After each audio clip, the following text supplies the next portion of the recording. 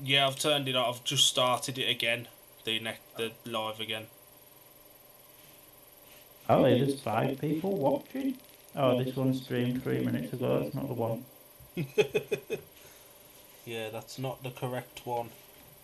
Um, is there a way to delete them? Because that might not be a bad idea.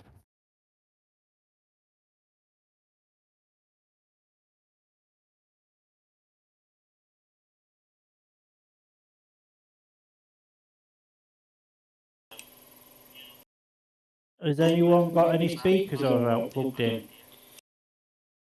Same setup. I'm exactly the same as normal. It's Alan in it. It's coming from Palmer.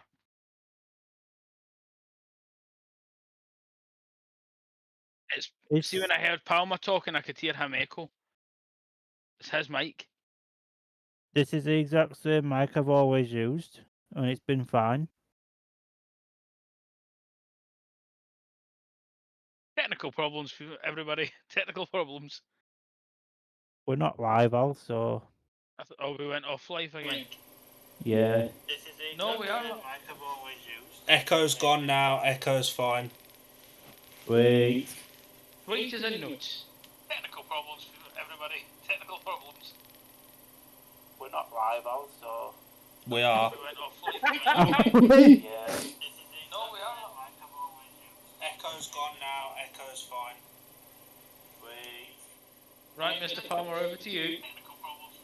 So we are live. We are live on YouTube. It's a very, very good evening to everybody joining us here at Shoot Some Shale, powered by D&D Media, for tonight's watch along, where we watch the Oxford Spires take on the Bellevue Aces.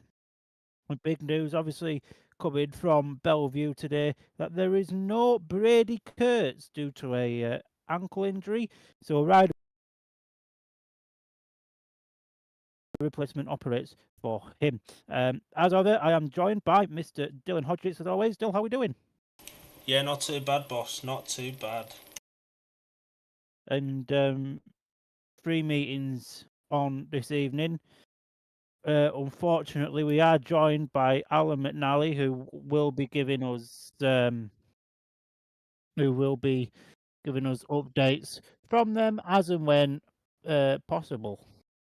Hello. Yeah. If I Hi, hear Al. themselves back, by the way.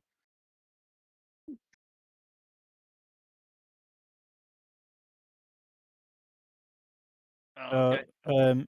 Going on tonight is obviously Oxford Spires versus Bellevue Aces, which we are kind of bringing to you. There is Ipswich versus Kings Lynn and Sheffield Tigers versus the Leicester Lions. Just a very, very quick one, because I know he's going to catch up on this tomorrow. I want to do a birthday shout out to Ross Brooks. Happy birthday, mate. I hope it's been an absolutely wonderful day. So I'm just going to go down the lineups for Sheffield versus Leicester. Sheffield Tigers, Jack Alder at ride replacement at 1 because his wife's had a kid. Warish Line guests at 2. Chris Alder rides at 3. Kyle Howarth at 4. Ty Wolfenden 5. Jason Edwards at 6. And Jake Bulford at number 7. For the Leicester Lions, then Max Flick rides at 1. Richard Lawson rides at number 2. Ryan Douglas goes at number 3. Sam Masters at number 4. Luke Becker rides at 5. Their 2 reserves. Drew Kemp at 6. Sam Hagan rides at number 7. Over to you, Al, for the Kings Lynn versus Ipswich lineups. Yes, Dan. Well, riding for Kings Lynn at number 1, it's rider replacement for injury of Tobias Musilak. At number 2, it's the Dutchman Benjamin Basso. Danish man. Danish, you're right. At number 3, his fellow countryman Niels Christian Everson. At number 4, it's Michael Pamtoft. At number 5 is Nikolai Clint. At number 6 is Patrick Wadleo. And at number 7 is Anders Rowe. And for Ipswich, Oh, God. It's Emil Saifudinov at number 1. Dan Thompson at number 2. It's Adam Ellis at number 3. Their guest at number 4 is Tom Brennan. At number 5 is Jason Doyle. It's Keenan Rue at number 6 and Jordan Jenkins rides at number 7. Dell. And obviously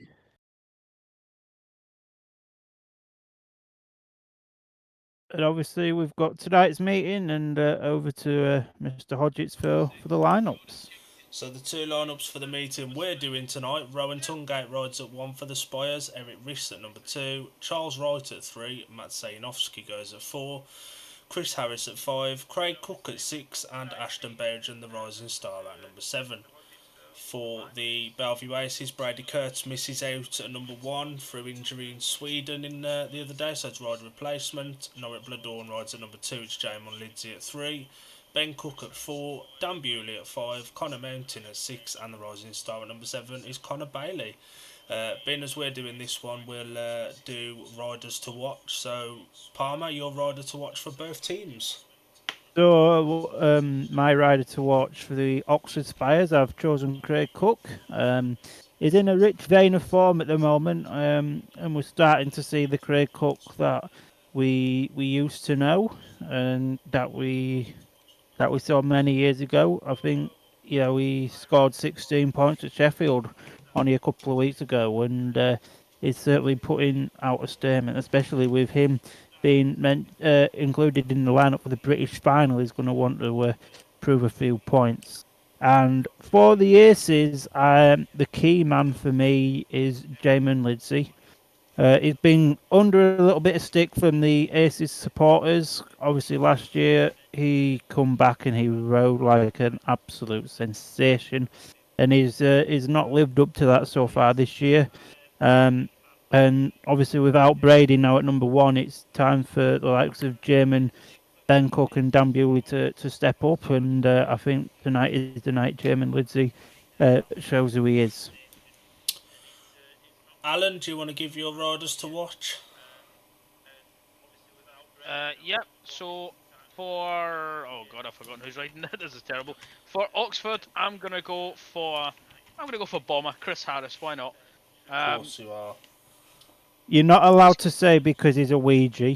No, I'm not going to say that. I'm going to say because of his years of experience, he'll be able to get the team gelling together and be able to give the best lines round Oxford. I'm sure he'll give the guidance to the younger riders in the team and help them do well tonight. You're not allowed to say because he's a Ouija. And for Bellevue, I'm going to go for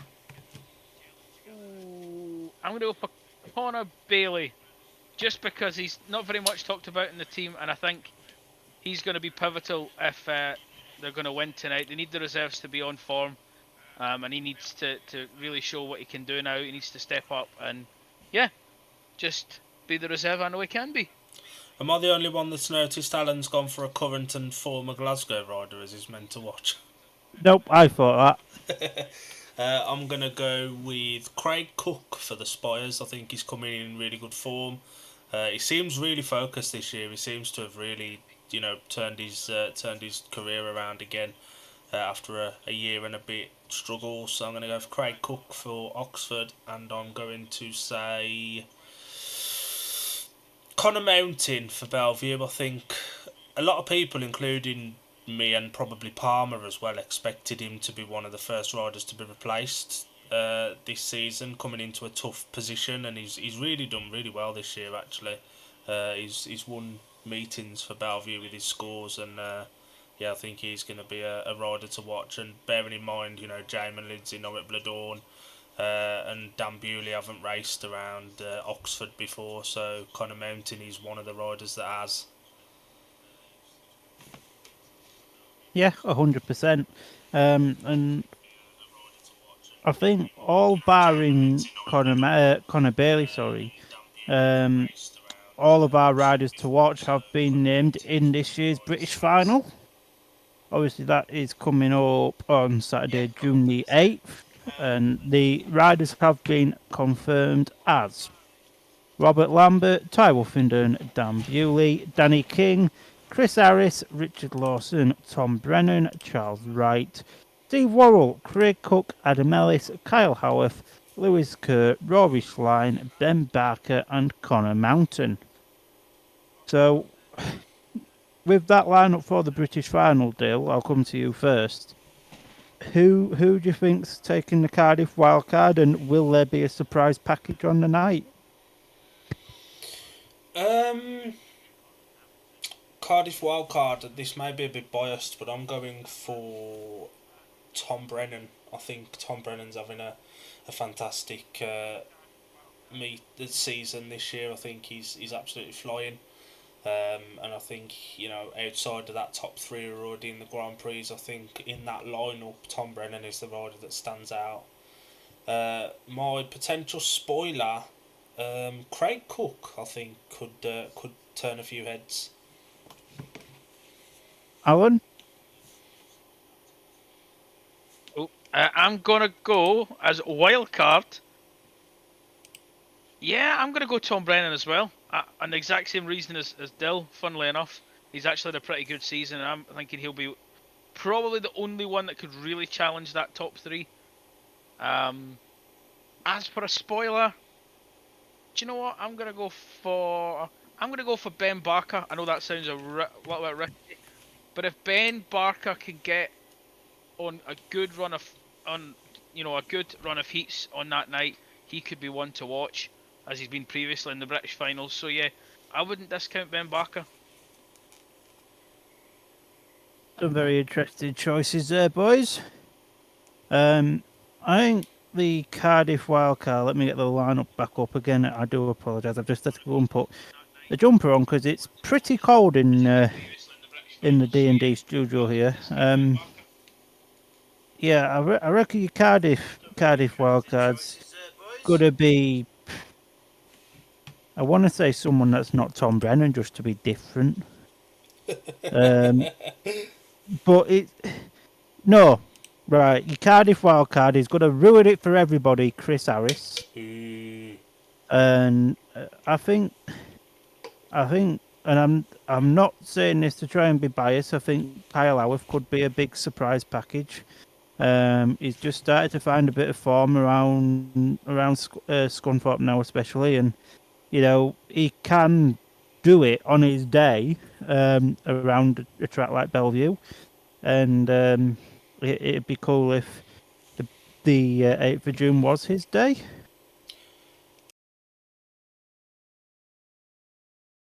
Yes.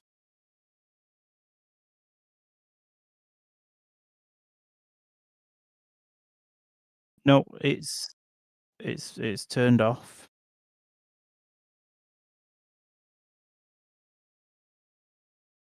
Alan, that's just your mum shouting you, so you need to go wash the dishes. And touching on the British final, for the podcast I work on, the Birmingham Sports Club podcast, You Have 2 Minutes, I'll actually be sitting down and interviewing Ben Barker next Tuesday, where we'll be discussing the British final and previewing it as well. So that'll be dropping next week at some point. So there's something for people to tune into if they want to get one of the participants' thoughts who are racing in the British final from Ben Barker. And talking of the You Have 2 Minutes podcast, which you obviously work on, I believe there's been an episode leaked out today.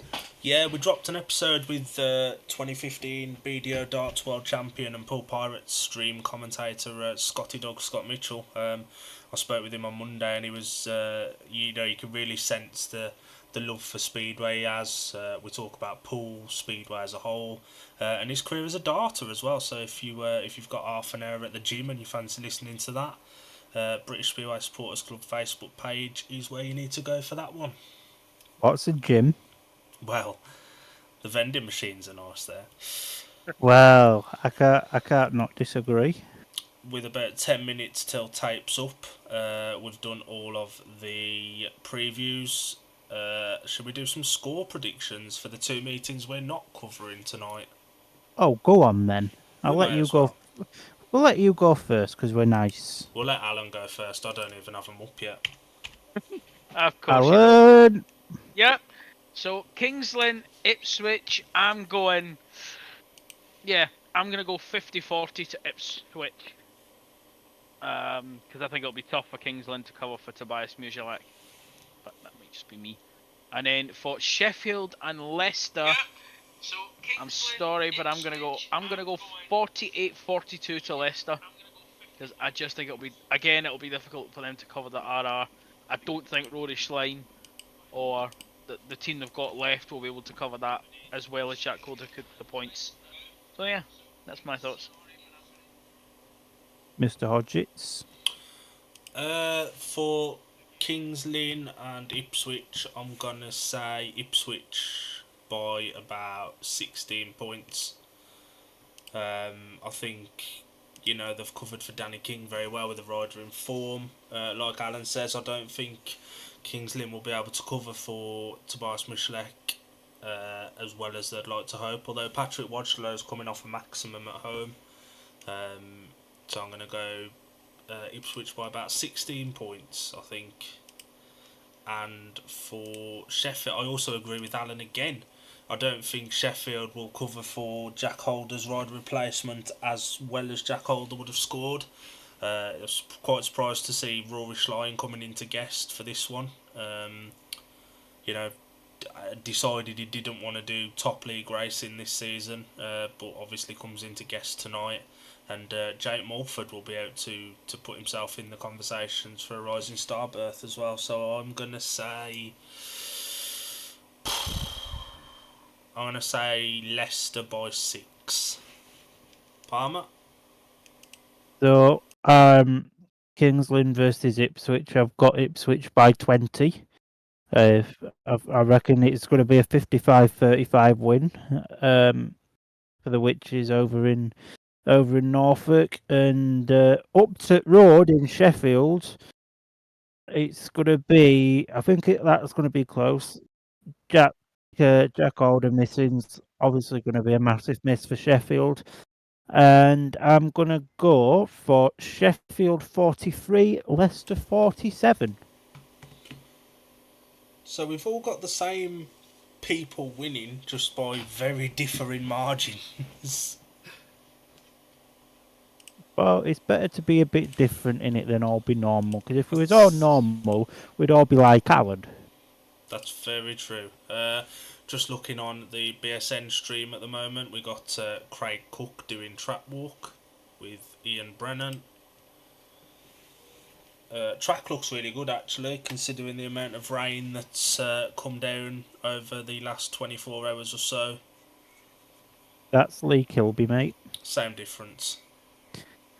Talking of Lee Kilby on the track walk with Craig Cook, I have seen today there are a group of supporters and ex-management of Swindon Robins that are looking to take the promotion licence for Swindon, and they are now actively looking for an alternative venue from Blunston.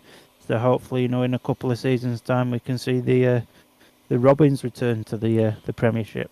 And what a derby that'd be down that end of the country, Oxford and Swindon, not too far apart geographically. Get the old rivalries going again. And this is what Speedway needs. We need more rivalries. Like I remember when Sheffield was in the Championship, the Scunthorpe Sheffield meetings there was always the ones to look out for, because we're only 50 miles from each other. That's pretty close now. Where our nearest and dearest is like 80 miles at Redcar now. So yeah, we need the derbies back. Yeah, definitely, and it's nice to hear some positive news actually as well. We've got clubs and promotions and people like that trying to actively bring Speedway back, and we're in a time where there are a lot more clubs in trouble than potentially coming back. So to hear that people want to bring back another club after Workington came back and Oxford came back, it does give hope for your Swindons and your Peterborough and your Wolves and your Coventry as well. Oh yeah, 100%. The work that they've done at Coventry is nothing short of phenomenal, and Hopefully, they can get a promoter there and we can get the track all set up nicely and Coventry can return because at one point that was my favourite track, not just to watch Speedway at, but to go to as well. Yeah, I always enjoyed trips to Coventry as well, and they did some very, very nice food. Talking of food, there are some plans going on behind the scenes with me and Mr. Palmer to bring some new content to this YouTube channel. And Dan is contemplating bringing out food reviews from tracks that he visits and giving his thoughts on that. So, do you want to just elaborate a little bit more on that plan?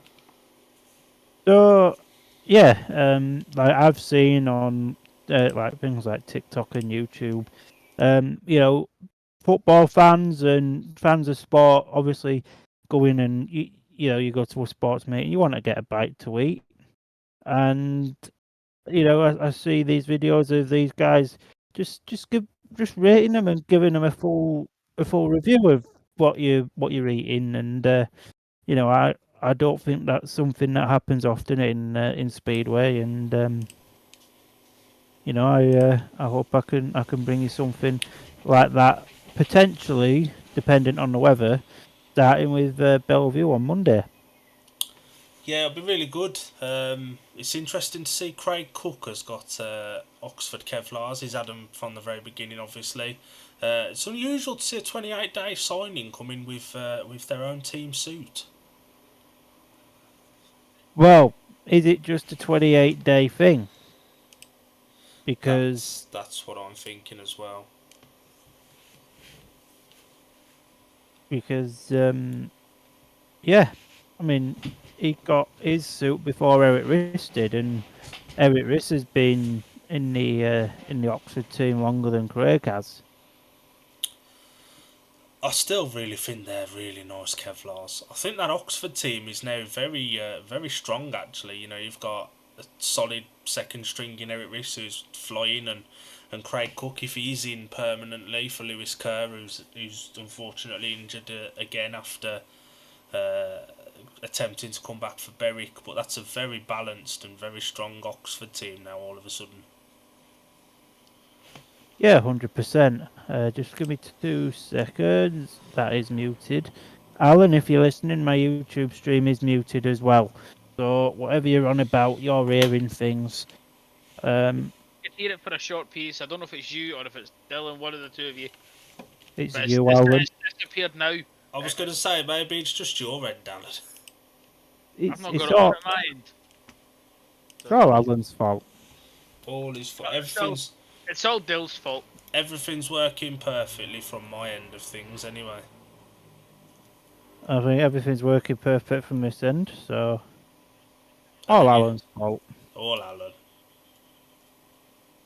Yeah, the rider's just about then to go on parade for this Row Motor Oil Premiership clash between the Oxford Spires, who the hell named them the Spires, and the Bellevue at Paces. Oh god, it's this goddamn walk around thing, ain't it? Matt Lemon looks a little bit depressed. He's getting ready for the tonking that Bellevue are going to get.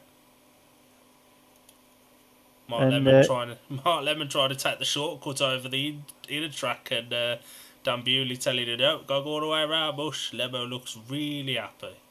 Lemo needs to work at McDonald's for tea tonight. It is a very strange way of introducing the riders, isn't it, this? And we should know, we've done a fair few Oxford meetings now. We at Shoots from Michelle, we also like to call ourselves Oxford Speedway Radio, so tune in next time Oxford's got a meeting, because you are sure we're going to be live. Do I get a sense of sarcasm in your voice there, Mr. Palmer? just a little bit. Now, I am the least fashionable person on the planet, but I've noticed this now, this season. G-Lays are becoming very popular. Yeah, and there's another thing you can give a cheap plug to whilst we've got a minute or two as well. Buy your Scuddy G-Lays and soft sell jackets at GC Race Products. buy them. If you don't buy them, I will cry. I'll be ordering mine to wear around the Birmingham area because why not? Why not? Got to support the clubs we have. And Scunny have really started the season very, very well, actually. And one of the riders we're watching here tonight, Connor Mountain, has been a big part of that.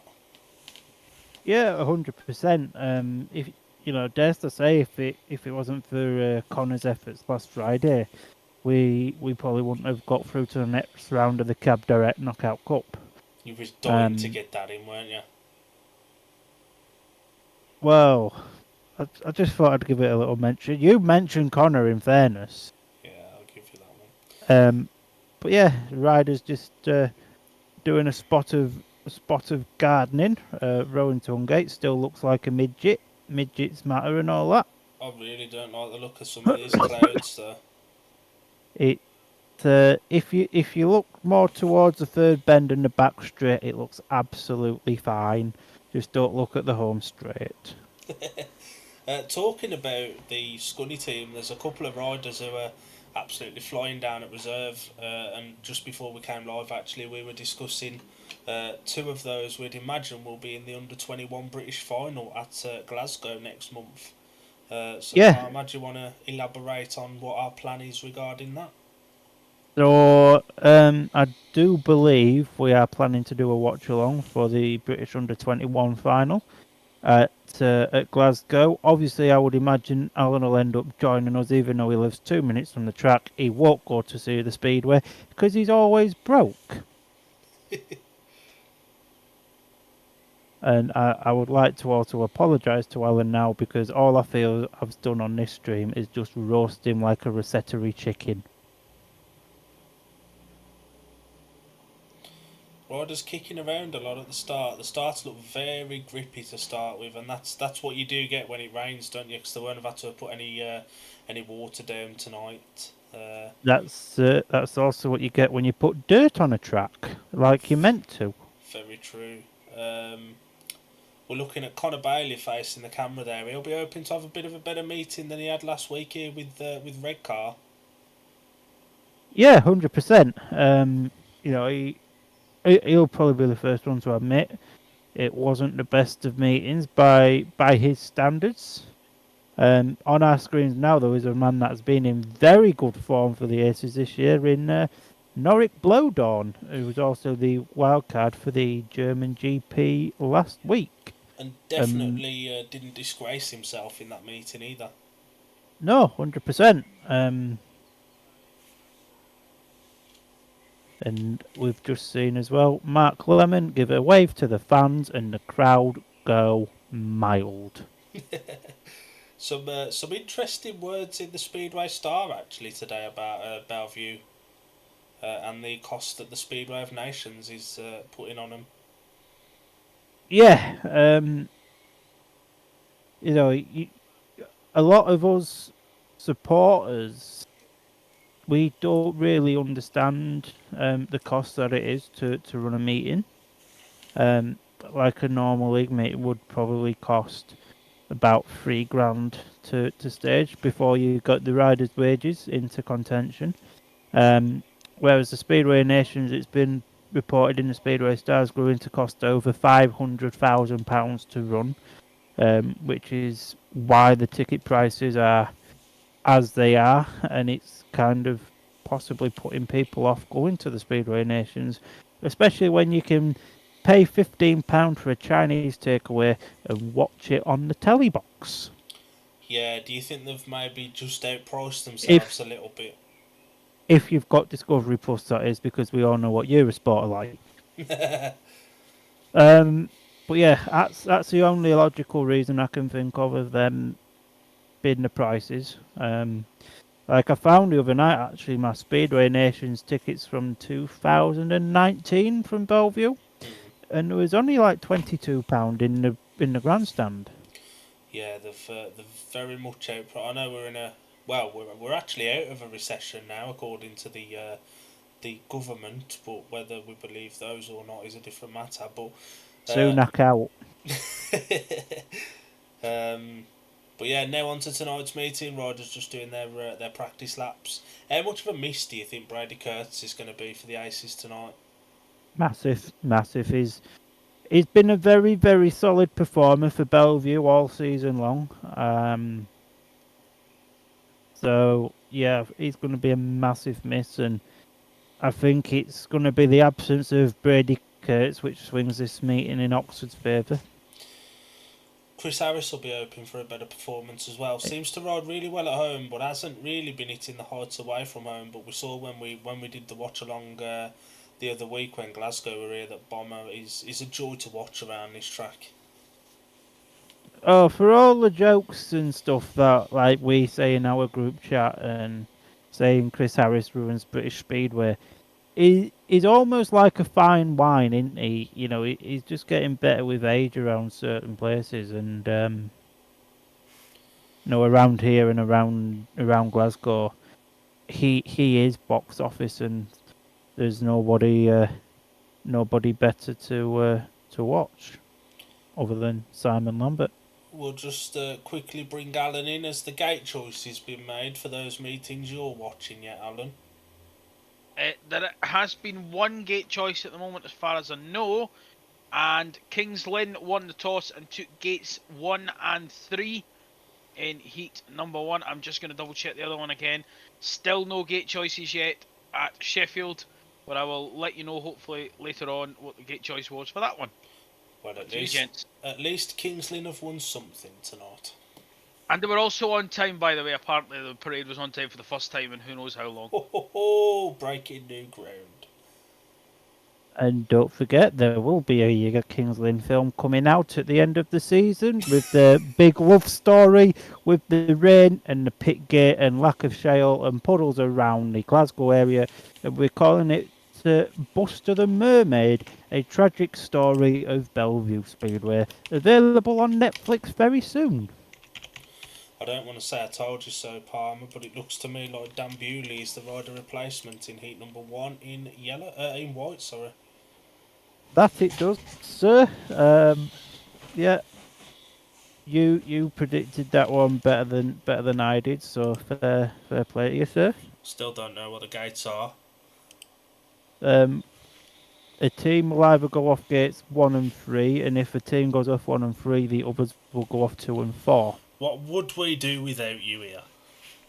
I just like to give this in-depth knowledge to our wide range of supporters.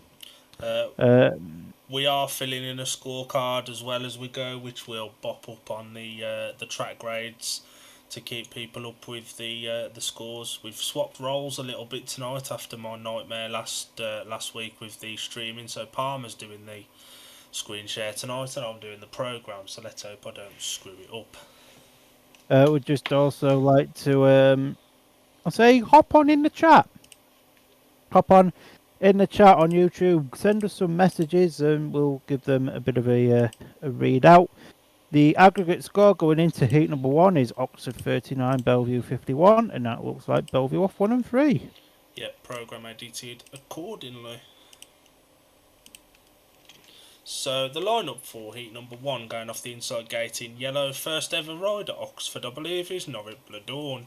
Gate 2 in blue, Eric Riss. Gate 3 in white is the rider replacement Dan Bewley, and off the outside, not at the tapes just yet, is Rowan Tungate. Spicy looking heat 1 this. Very good looking race this.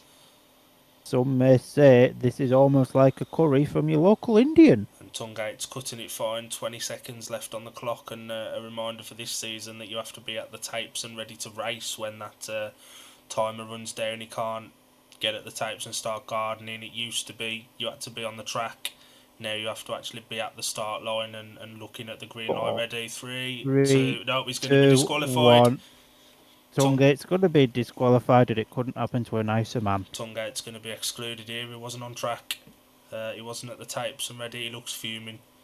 Yeah, he's not going to be. I think he's looking at the 15-metre spot. Is that Tungate deciding himself that that's where he's going to go from, or?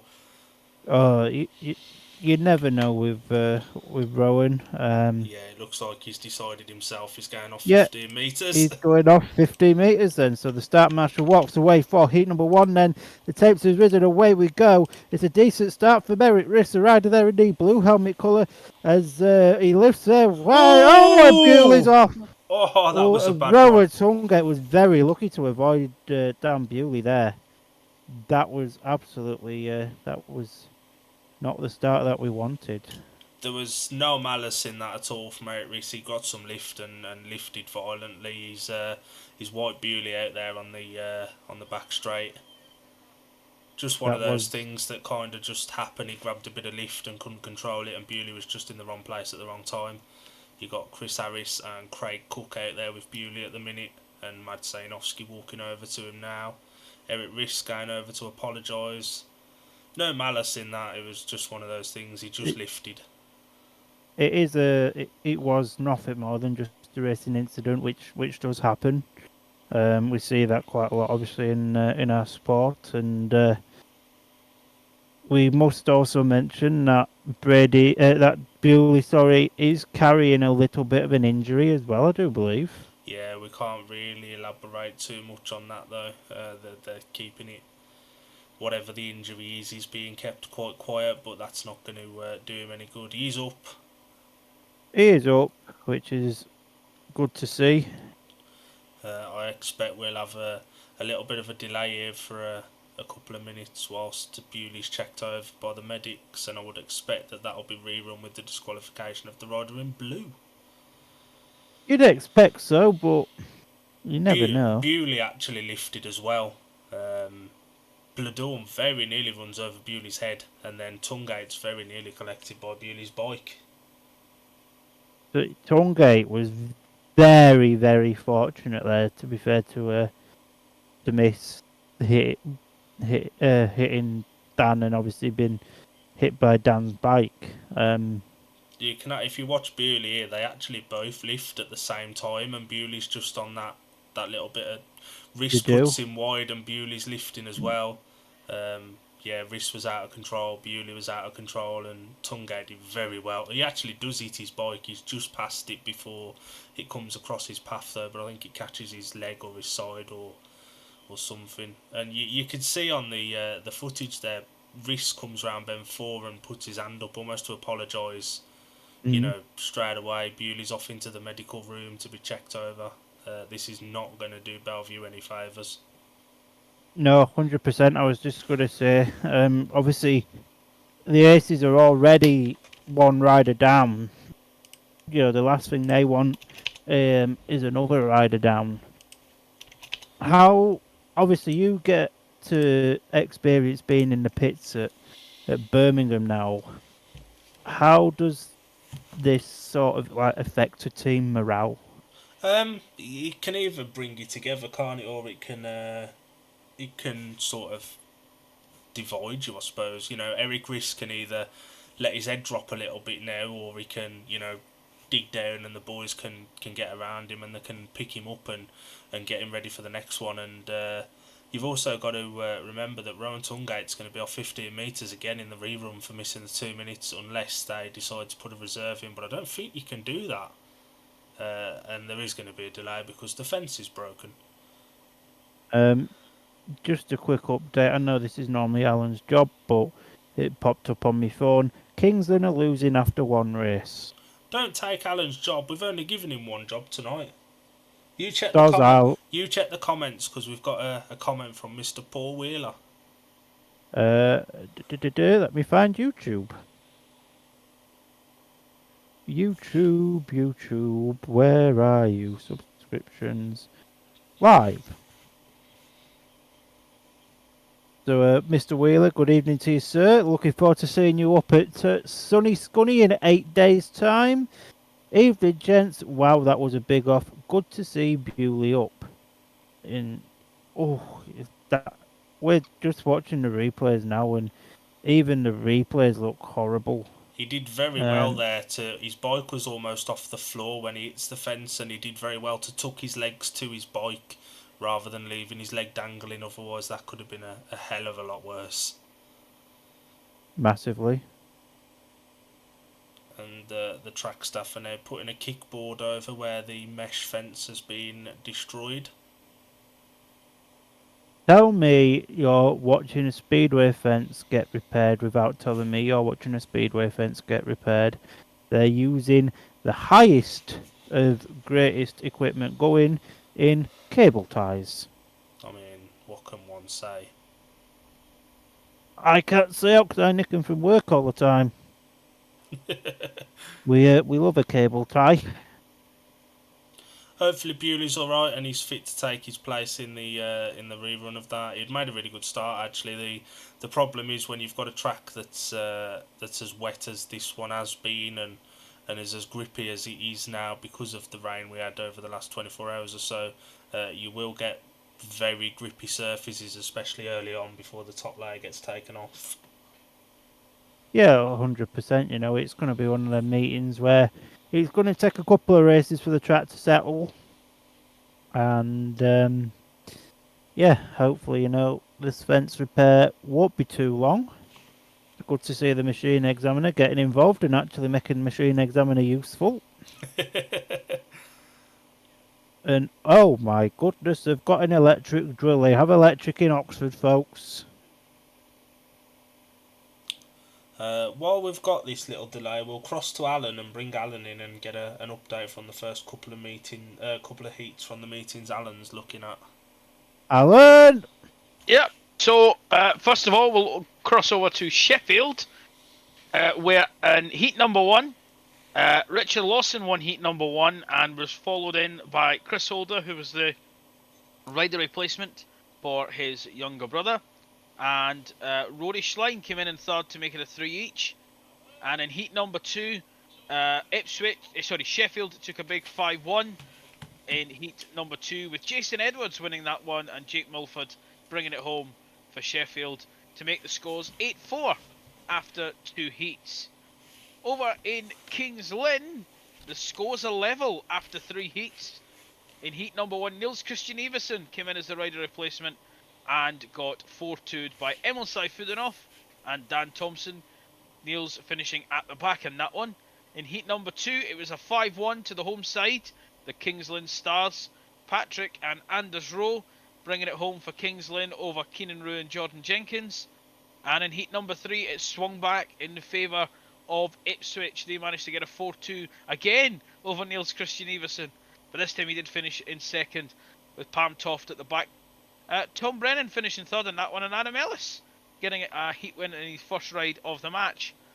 So yes, very interesting 2 results for the other 2 meetings tonight. And I can tell you, just breaking in here, we've just had heat 3 at Sheffield and Leicester. It was a 4-2 to the away side, the Leicester Lions. Chris Holder retiring from heat number 3, and Ryan Douglas winning heat number 3 with Kyle Howarth in second and Sam Masters in third. Back over to you, boys. Nice to see a 2023 Scunny number 1 and a 2024 Scunny number 1 getting a 5-1 there at Sheffield. And here's a chance to say happy birthday to Sam Masters, who celebrates turning another year older today by racing his bike. Yeah, big happy birthday to Sam Masters. I've got to say a happy birthday to Ross Brooks. I know he's not watching this live. He's going to catch up on this tomorrow. Happy birthday, pal. I hope you've had a blast of a day. Bewley's bike being worked on there, I'd say that first one's not going to be much use for anything for a while. It'd be right. It looks like a bike. Hopefully Dan's alright. And yeah, as long as the wheels don't fall off, it'll be fine.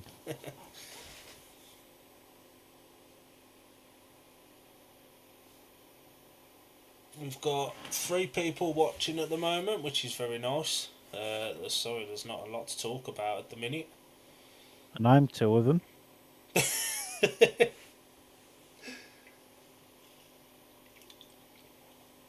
And as a rider now, this has got to really, upset your rhythm. You get into race mode and you come out and you think you're going to be cracking on, and then you've got this slight delay now. Bomber's out there overseeing the fence repairs as well. Bloody hell, Bomber, you could at least offer an hand. That's the most important job, being the supervisor. Oh, and Bomber's running because he knows Burger King's just around the corner and he's getting a little bit hungry. Oh, and the running stopped. He's just gone to look at that patch where the grip was that Eric Riss caught and lifted. Chris, if you go over that grip on bike, you go zoom fast. Probably faster than what you've been running just now. Interesting result from Sheffield in Heat 2, though. It's very rare this season Sheffield's reserves have got it together on the same night, and obviously Jason Edwards coming back from a pretty nasty knock, and Jake Mulford looking to put himself in the conversations for a team spot, and he's done himself no harm in getting a 5-1 over Keenan Rue and Jordan Jenkins there. Yeah, 100%. That was a massive ride, that, from Jake Mulford. So, maybe I'm thinking of the wrong meeting. I don't know who Sheffield are racing. Leicester, innit? So Leicester. Sam Hagan and Drew Kemp. Correct. But Jenkins and Rue did get 5-1 at Kings Lynn. So I wasn't all wrong. I've actually just had an update from Kings Lynn. Don't take Alan's job again, for Christ's sake. No, this isn't a score update. Apparently, Jason Doyle's just had a massive crash. He's gone over the fence onto the concrete, the other side of the track at Kings Lynn. It sounded horrible. God. Dan Bewley is walking back to the pits. He is, and he's having a little chin wag there with Nordic. Connor Mountain there, got a banging haircut. Connor, he looks like he's just got out of bed. May I just jump in and say I actually know who he crashed? He actually crashed in with Nikolai Clint in that one. Oh dear, I ain't saying anything. They came together on bend 2 of the first lap, bounced off the boards in the back straight, went over the fence. That's gonna be nasty.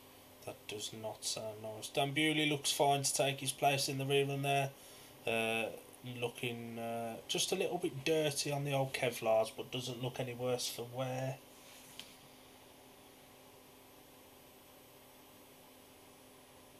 Yeah,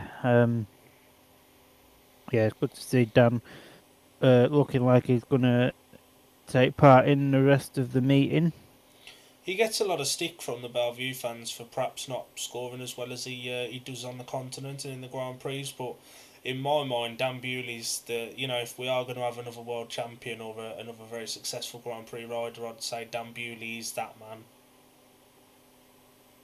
It's hard to look past that, but it's one of them, like, for at least the next 5 years minimum, it's hard to see anyone other than Bartosz winning the title.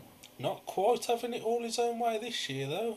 His old Bart. Well, no, he's not. And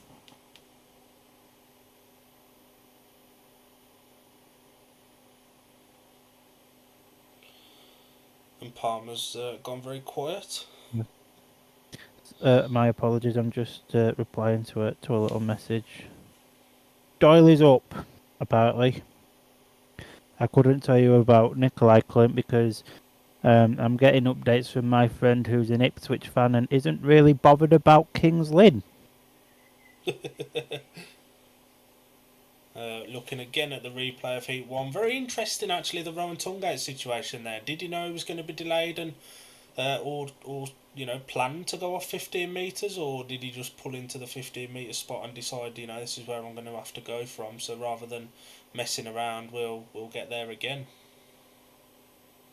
Who knows? Who knows what Mr. Tungate's mentality was for that one? Maybe he found on doing his track walk that there was an advantage going 15 metres back. And for anyone that's watching that doesn't want to hear us talk about this, the meeting can be watched on BSN in the Premiership package, or for a one-off price of, is it 11 or 12.99? 12. 12.99, and it's also included in the total season pass. Dan Bewley's coming back out. That looks like a clean bike though, as probably expected. Yeah, that white on his bike is far too shiny to have been out on track once already. And bouncing down the track as well. These bikes, these tracks are just trampolines. Good to see Dan up and okay though, especially with the British final coming up soon, and Speedway Nation's not too far away now as well. I'm not standing up much, I'm sat on my bed. But yeah, no, it's good to see my namesake with ginger hair up and on his motorcycle with 35 seconds left to spare. Tungate's hoping he's going to have a partner off 15 metres at this rate. I do like the new rule that they brought in for this season, where you have to be up at the tapes and ready to race once the 2 minutes expire. Quick run through of the lineup for Heat 1 again. Norrit Bladorn goes off Gate 1. Eric Riss disqualified from Gate 2, so no rider there. Dan Bewley, the rider replacement, off Gate 3. And Rowan Tungate 15 metres back off Gate number 4. The start master has walked away then, and the tapes is risen, and to the surprise of absolutely no one, it's a great start from the Bellevue boys, and it's Dan Bewley that has the lead with Norrit Bladorn there sitting in second place. Rowan Tungate, though, he's already caught up that 15 metres. He's all over the back of Norrit Bladorn as Dan Bewley. He still holds the lead, but Tungate's not giving in for that second position. And it's ever so close now between Norrit Bladorn and Rowan Tungate. Can Bladorn, who's been sensational this year for Bellevue so far, hold off a feisty Rowan Tungate, who's come from 15 metres back? He's trying every line going at the moment. And Bladorn holding a really, really good line. Now, Tungate round the outside, he's done him. Great ride there from Rowan Tungate, and it looks like Norrit Bladorn's packed up now with one lap left to go. Dan Bewley's about half a mile in front. He could go off for a Burger King at this point, but it's Dan Bewley that has the win then, and Rowan Tungate in second, and just awaiting Norrit to come round and finish the race. Is Norrit pushing? I'm not sure. If he's not pushing, he's going. Oh no, he's just tootling. There he is. Just tootling around.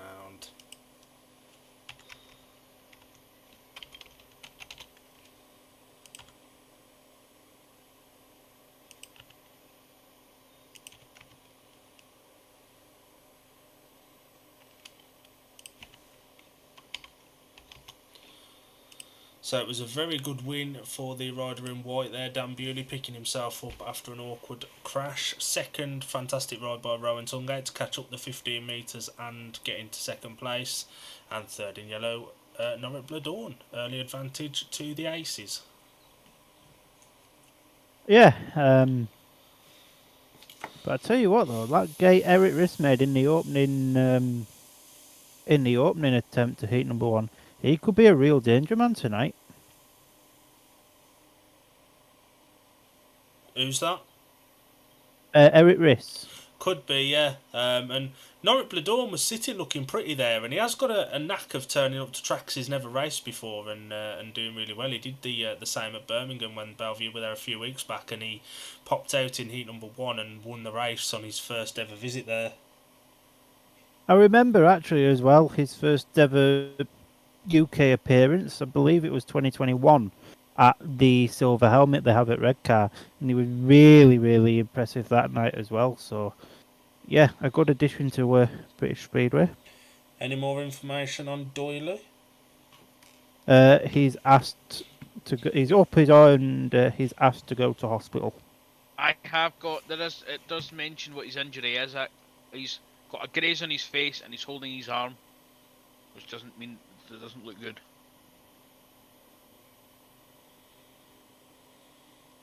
So we at Shoot Some Shale, powered by D&D Media, we send our best wishes out to Jason Doyle for a quick and speedy recovery as Heat 2 is about to commence.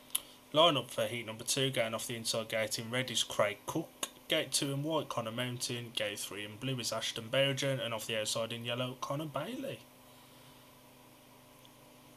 So the start marshal walks away, then away we go, and Craig Cook lifts a little bit at the start there, and Ashton Bowden now is the one that goes around the outside to take the lead, and Connor Mountain putting up a challenge to Craig Cook, and Connor Mountain now gets that second place. Connor Bailey struggling towards the rear of the field, but going into the second lap, it's Ashton Bowden that has the lead, followed by Connor Mountain. That was a bit of an untidy bend there from Connor, and Craig Cook's not going to let another mistake get the better of him as Kyle goes out wide now, and can Craig Cook can Craig Cook get there? No, not quite, although he's not for the lack of effort. Craig Cook's getting ever so close now to Connor Mountain. Ashton Bowden's still and Craig Cook's gone down. Ashton Bowden's still in the lead though. Is Craig Cook going to be up? The red flags Reds are on. have just come out now. You'd expect that race will be awarded. Just looked like he lost a bit of grip there. Actually, he was looking a bit uncomfortable every lap on that bend. Just lost a bit of grip, and he's limping a little bit as well. And the Hutty there, standing picking the bike up. He's doing a bit of running around tonight. The 40-year-old Oxford Charger doing well for himself, I believe. Cookie looks a little bit knocked around, walking back to the pits. It's probably a little bit more frustration than anything there. You know, he was comfortable in third. Connor Bailey was nowhere near. Just sort of lost a little bit of grip and spun around. He was putting all sorts of pressure on Connor Mountain as well. Yeah, 100%. And yeah, just looking at the replay there, it was nothing more than just a little slide off, maybe just hit a dodgy patch. Who knows? But those little slide offs generally are the ones that cause the serious injuries, though. Well, normally. But brilliant ride there from Ashton Bowden, and as expected, the race has been awarded as a win for the rider in blue, Ashton Bowden. Second in white, Connor Mountain, and third in yellow, Connor Bailey. Quite fortunate for the Bellevue Rising Star there. I think he's going to be happy if he never sees Oxford again after the meeting he had here with a red car, and how far off the back he was in that one as well. Oh, 100%. Ashton Bowden at the moment just being interviewed by Adam Roynan on our screens. You can buy this obviously on BSN. Ashton looks a little bit less tan today, I have noticed. So when we last caught up with Alan, we were on heat 4 at Kings Lynn, I think. Any updates since then, Alan? Alan! Yeah, we've had one more heat at Kings Lynn, which was heat number 5, and it was a win for Chris Holder. Second was Richard Lawson, and in third was Kyle Howarth. It was a 4-2, and it makes the score 17-13. Thanks very much. We're at the tape, so we're going to have to cut you off there. Wow. Bye out. Heat number 3, riding in white off gate 1 is Jamon Lidsey. Gate 2 in blue is Matt Sayinovsky. Gate 3 in yellow is Ben Cook. And off the outside in red is Charles Wright. Yes, it is. Interesting to see Matsey go from number 1 and an 8.5 average to second string on a 5 and a bit average. That's a massive trump card for Oxford if he can find his form. Yeah, 100%. Big, obviously, for Oxford to have a rider like Matsey in their team at the moment. We're just awaiting the rider in blue, actually, Magic to come up to the tapes. The start marshal walks away then, and the tapes rise. Away we go. It's a decent start there from the rider in white, Jamon Lidsey, who I said had to book his ideas up today, but Charles Wright ran the outside. What a ride from Wrighty there to take the lead, and that bend looks a little bit dodgy. Good to see all the boys still up and okay. Jamon Lidsey still sitting there in his second place, Ben Cook in third place, and this looks pretty settled now, barring any form of mechanical failure. Although the rider in white, Jamon Lidsey, these are, by the way, on BSN. If you're not watching their stream, they've got much improved graphics today. We've got who's first, second, third, and fourth on the bottom of the screen. I'd recommend giving it a watch at the moment just for them. But at the moment, it is still Charles Wright that has this lead, followed in second by Jamon Lindsay, the Jam Jar himself, and Ben Cook just running a little bit wide there in third, but still managing to hold off the charge from Magic Janoski as they come to the checkered flag, and it's a win for Charles Wright.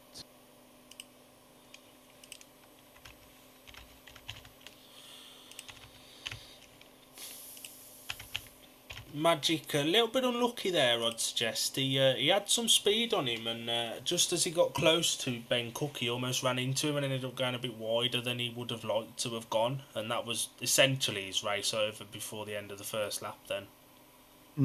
100%. And there is the Oxford supporters have been a little bit frustrated with Magic, and it doesn't look like it's through lack of effort. It's just coming back after so long. Heat 3 was a win for the rider in red, Charles Wright. Second in white, Jamon Lindsay, and third in yellow, Ben Cook. The Aces still hold a 2-point lead, which they secured in heat number 1. Magic had a little bit of a nibble there, actually. He did, didn't he? Beautiful ride from Righty there, JMO. Just a little bit too close to the inside, and Righty picking up that grip against him, Ben 2, and just goes straight right. Yeah, Madsey nearly runs into the back of Ben Cook. You can see him dip his head there. He knows that's his race done even before they've crossed the line for the end of the first lap. This is going to come across very, very unpopular here. But do you reckon these XGP riders that have come back, if they haven't kind of gated and got themselves to a scoring position very early on, do you reckon they just kind of almost give up? It's hard to tell really, isn't it? The lineup for heat number 4 going off the inside gate in yellow, 1 point in his first race for Connor Bailey. Gate 2 in blue, heat 2 winner Ashton Bowden.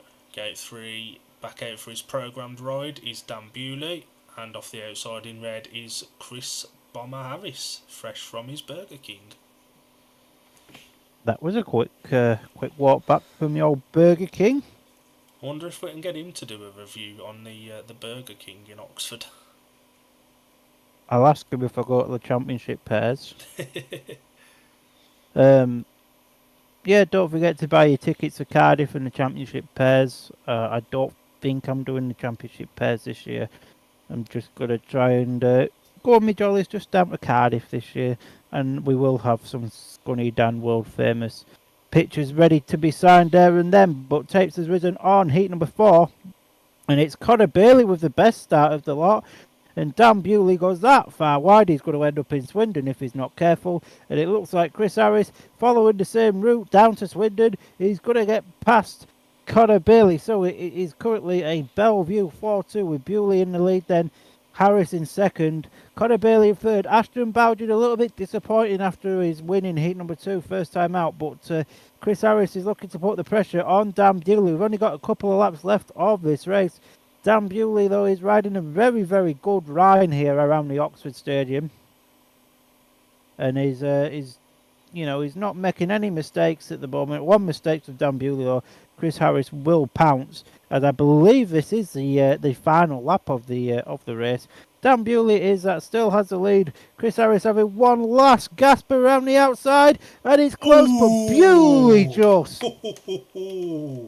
Bewley just... by about half a front wheel. Bomber is absolutely delightful to watch around this track. And Connor Bailey there got the third place. And we just have the replay here. Bomber 2-wheeled it into that third and fourth bend for the last time, and it almost paid off.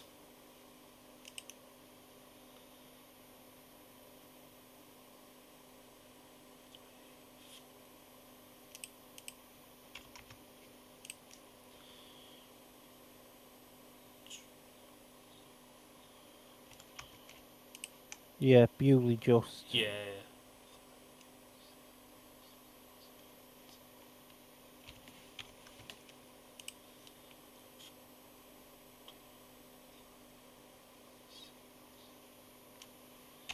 And the statistics from the gates coming up shortly, but for the result of that one, it was a win for the rider in white, Dan Bewley. Second in red, just Chris Harris, just missing out on the win, and crucially for the Aces, third in yellow, Connor Bailey. Plus the progressive scores on to Oxford 10, Bellevue 14. And the gate statistics so far, gate 3 is the place to be, and gate 4 just 2 points less. But overall, gate 1 and 3 are the best two so far. We'll bring Alan back in to get heat 4 from Sheffield. We hadn't had that one last time we spoke to Alan. Yeah, we did actually have heat number 4, but I'll give you it again because we're Thanks. actually on heat 6. So heat 4 was a win for Ty Wolfenden. Second place was Sam Hagan, and third was Luke Becker, which was a 3 each, and it let the score at 13-11 to the Sheffield Tigers. In heat number 5, it was a win for Chris Holder. Second was Richard Lawson and Kyle Howarth in third. It was a 4-2 then for Sheffield, so it's 17-13. There was a delay in heat number 6 with Kyle Howarth doing 2 on the bounce. And heat 6 was won by Luke Becker. Second place, Kyle Howarth. And third was Rory Schlein. So that 3-3 made the scores 20-16 after 6 heats. We do have an update, by the way, at Kings Lynn Ipswich. Doyle, as Mr. Palmer did confirm, is off to hospital. But I can confirm the fence repairs are done and the bikes are revving, so I think action will be underway again there for the rerun of heat number 4 with 3 riders only very shortly. Quick question for you, Al. How's the pit gate at Kings Lynn tonight? I'm not too sure, but I've just had a score update for Kings Lynn. It was a 5-1 to Kings Lynn in heat number 4, with Nikolai Clint the winner, Anders Rowe in second, and Jordan Jenkins in third. The 5-1 to Kings Lynn now makes the scores 14 to Kings Lynn, 10 to Ipswich Witches. So that, with Jason Doyle out of the meeting now, that makes it a little bit of a trickier task for Ipswich. Back to you, gents. I'm just looking at social media, and whoever it is that runs Kings Lynn's account has had a cheeky little dig at Ipswich, like Ipswich has been having digs at Kings Lynn all of the past couple of years. Saying best wishes to Jason Doyle, conscious and walked away, but he's off to hospital for a checkup. Unlike other clubs, we do have 2 ambulances and 2 paramedics in attendance, so the meeting will be able to continue. At least Kings Lynn have got that when they get their meetings on.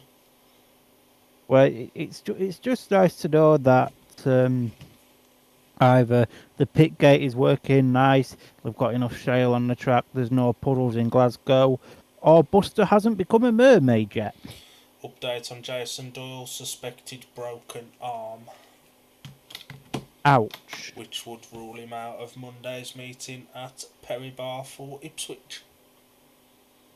That it would, and there's not many teams not riding on Monday, actually. I think there's 3 meetings on Monday. Bellevue's a midday, so theoretically you could get a Bellevue or Sheffield rider into guest. That's a very fair point, that's sir. If any of you are watching and you do end up seeing me at Bellevue on Monday, if it's on, come and say hi, or more importantly, buy me a pint. I will be very grateful, and I will make sure that you get a selfie with me or something like that. Very lucky. It's what the people want, mate. If anyone's watching, we could possibly get some feedback on the new setup with Alan doing the roaming reporter style thing and me and Palmer doing the main commentary. Be interesting to see what people think of that. That's a very nasty looking dark cloud above the track. That cloud is almost as dark as my soul, sir. There's no more comments on the YouTube because I've just had a look. So if you are watching, do join in the chat. We'll we'll shout your comments out. that looks like Jamon Lidsey is in the white helmet colour to do the rider replacement ride in the next heat. You may be correct, sir. So just to jump in here, we do have a score update at Sheffield. If you wish me to give the score update, that is. Go on then. Well, So heat number 7 was won by Ty Wolfenden. Second place was Sam Masters and Ryan Douglas in third. Another 3 each, and it makes a consecutive score 23 to Sheffield and 19 to the Leicester Lions after 7 heats. Imagine if Woofenden could bring this form for the Grand Prix. He's absolutely flying in British Speedway, and then he goes to the Grand Prix and he's not flying. no, and obviously, as you guys probably know, I was in Poland in Warsaw for the GP, and they did a live interview with him, and I just personally feel as though he's lost all ambition for the Grand Prix now. Like a rider that was well up for it would be there like, right, we need to regroup and look to get better for the next round. Ty's words was, I'm just going to see the season out. So do you reckon that's maybe a lack of ambition in the Grand Prix, knowing he's got slightly easier rides here in the UK? Could that be Woofenden sort of hinting at possibly retiring from the Grand Prix? I mean, he's a born winner, isn't he? And he's not going to want to be in there if he's not riding up to his potential. And he had those few years when he was, top of the tree, and then Bartek's come along and taken over the top of that tree, and Woofenden's just kind of dropped down the pecking order a little bit now. And like I was looking through my memories the other night, and there was a Speedway star from about 6 years ago, and Ty Wolfenden said he was going to give it 5 more years and then retire. So yeah, he did say he wanted 5 world championships and then he'd retire. He's got 3. I genuinely don't see him winning anymore, to be honest. I can't either, to be honest. I think he's more bothered about playing Spotify in front of loads of people.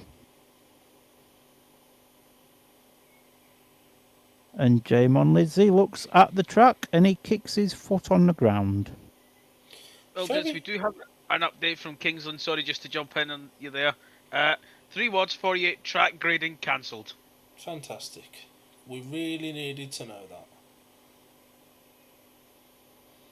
Oxford, I thought he was putting water down out of a cup there. It's not, it's chalk.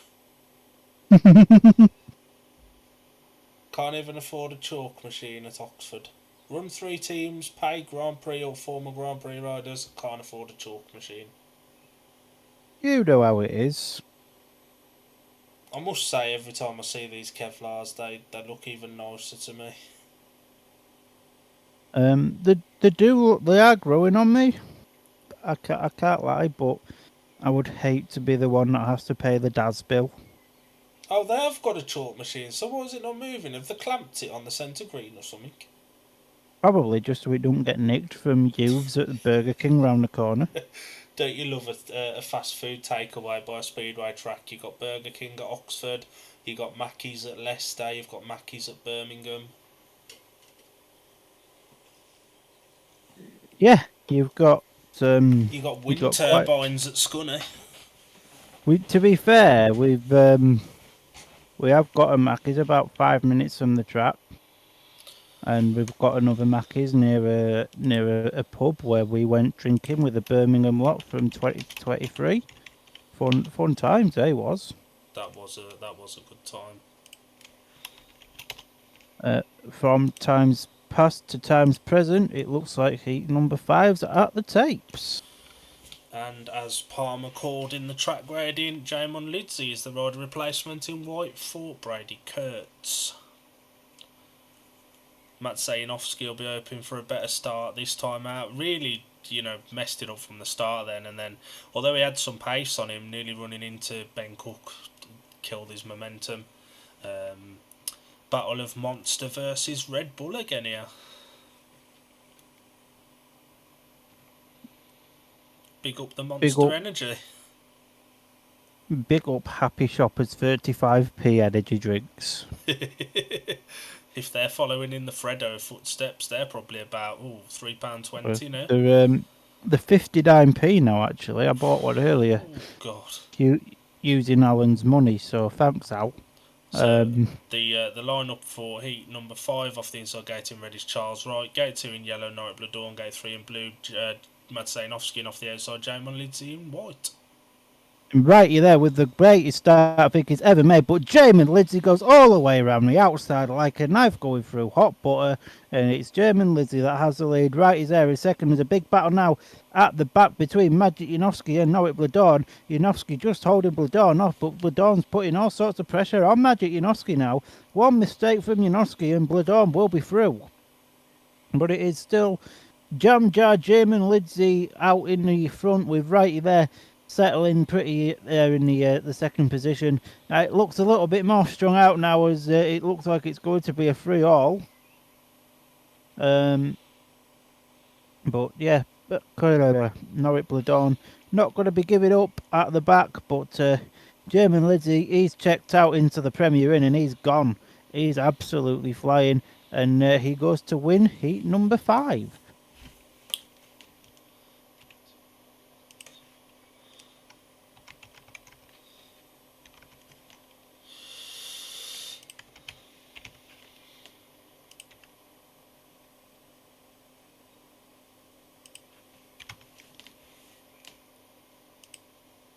Yeah, as you say there, a little bit strong out that one.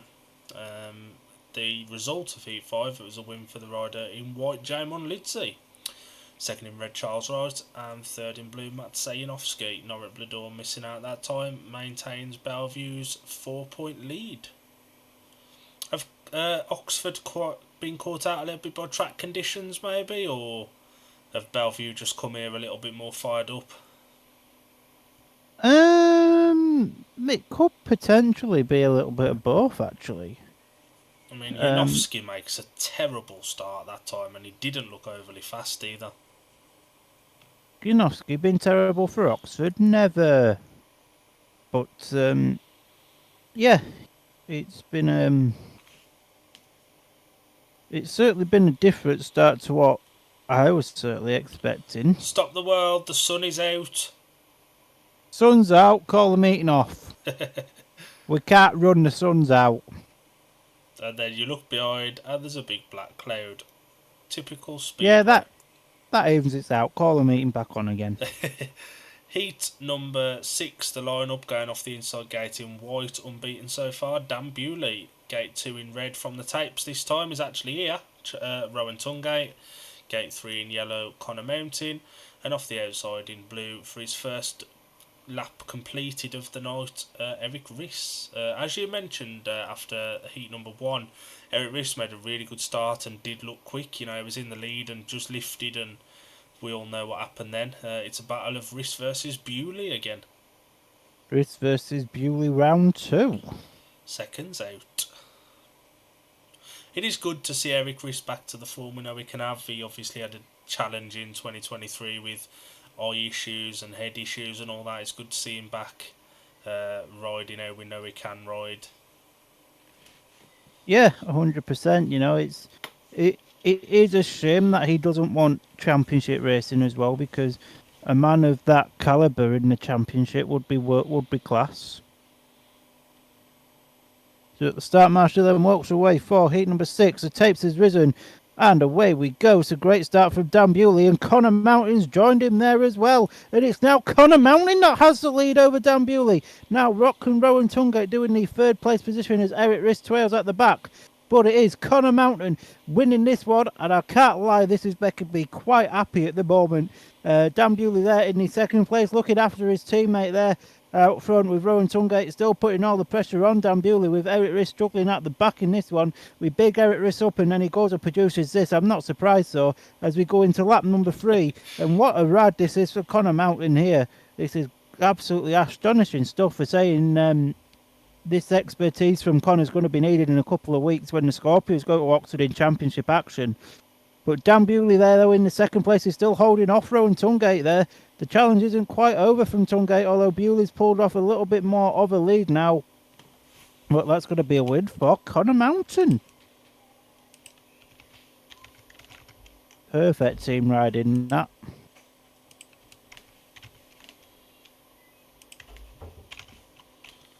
And a lot of Bellevue fans have said that they wanted Mountain potentially replacing with team changes coming up now. With rides like that, you can see why Bellevue are persisting with him, Kaya. And the heat number 6, it was a win for the rider in yellow, Connor Mountain.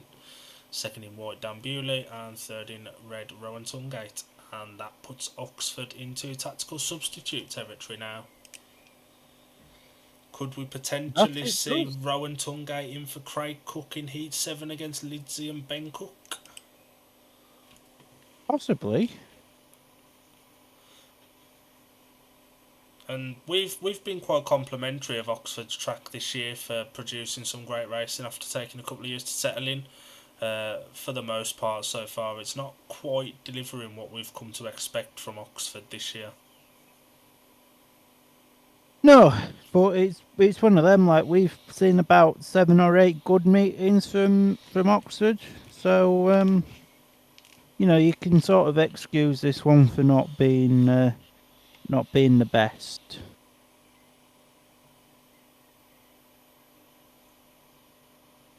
Chris Harris getting pushed off there in red.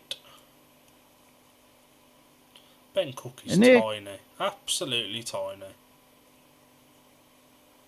That's what makes him so good. In my eyes, and to be fair, in 2023, Ben Cook was probably my favourite non-Scunthorpe rider. He just pulls off moves that even Bartosz couldn't make. No, Craig Cook is in blue here. That he is, because his neck brace has CC111 on it. So the line-up for heat number 7, going off the inside gate in red, Chris Harris. Gate 2 in white is Jamon Lidsey. Gate 3 in blue, Craig Cook, unlucky first time out. And off the outside in yellow, Ben Cook. Too many cooks in the kitchen and all that. We've got 2 cooks, a jam jar, and Chris Harris, a bomber. We need someone to sign Yankovic. Get Strawberry Jam involved over here as well. I'd assume there'll be a track grade after this race, so we'll bring Alan in again for another update from the tracks, while me and you give our voices a rest for a minute. How much has Alan paid you to get all this airtime tonight? I know, shocking, and not enough. Tapes is Resident 4, heat number 7. It's a great start there from Jamon Lidsey. Actually, Chris Harris not too far behind, but Craig Cook ran the outside. A great ride there from Cookie. Chris Harris is joining in with the party now. So it's gone from a 3-all to now an Oxford 5-1 as Chris Harris dives up the inside there of Jamon Lidsey. Great ride for a box office bomber there. Craig Cook, he's checked out, he's away and gone, and now the big battle is between Jamon Lidsey and Craig Cook. Chris Harris, sorry, not Craig Cook. Craig Cook's way out in front. But yeah, no, I think Harris now at this point, he's checked out a little bit now as well, and it's going to be a big battle between the Bellevue boys for whoever gets the third place 50p. These two Oxford boys at the front know their team riding each other home now, with Chris protecting Craig there a little bit as they come round turns 3 and 4 for the final time, and Oxford claw that deficit back.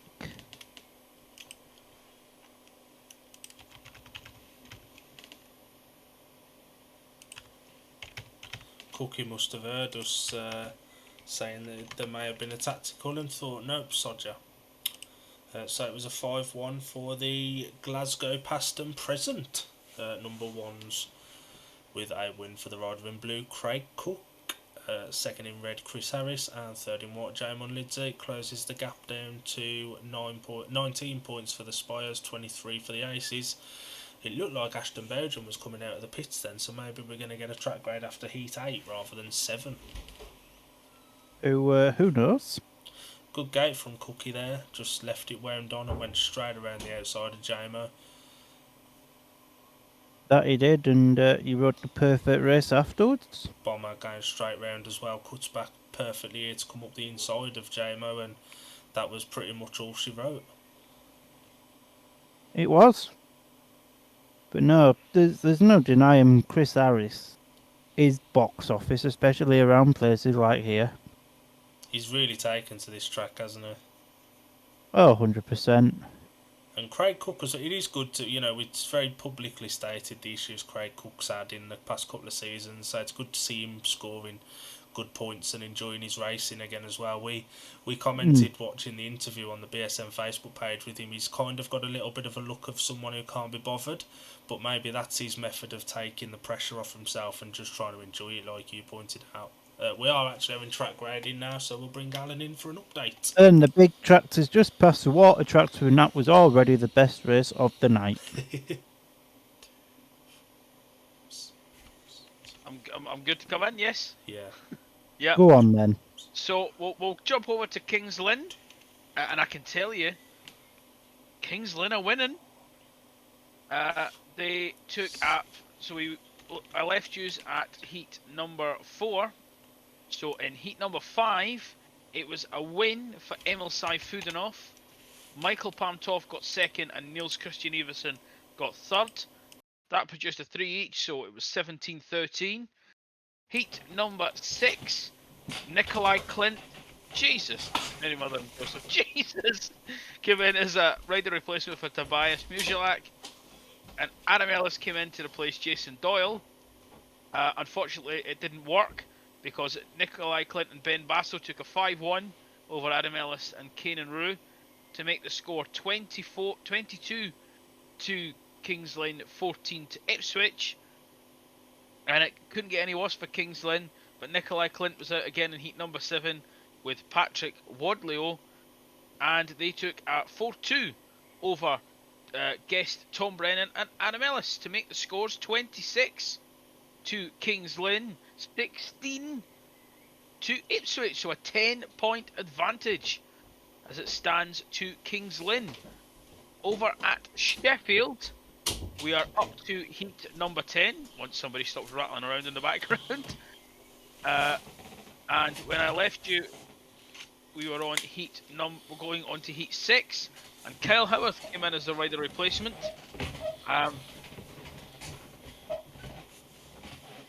And that heat was won by Luke Becker, with Kyle Howarth in second and Rory Schlein in third. That 3 each made the scores 20 to the Sheffield Tigers, 16 to Leicester Lion. Heat number 7 was won by Ty Woofenden. Second was Sam Masters with Ryan Douglas in third. And that made the scores 23-19 with another 3 each. Heat 8 was won by, you'll never guess this, Jake Mulford, who got the better of Richard Lawson and Rory Schlein to take a 4-2 to the Sheffield Tigers and make the score 17-13 to Sheffield. And no, not 17, that's absolute rubbish. Sorry, 27-21. And heat number 9 was Chris Holder, the winner, and Kyle Howarth in second for Sheffield to take a 5-1 over Leicester to make the scores 32-22 as we go to heat 10 with Ty Woofenden coming in for a rider replacement ride. So 2 very interesting matches, both 10 points the gap. Back to you, gents.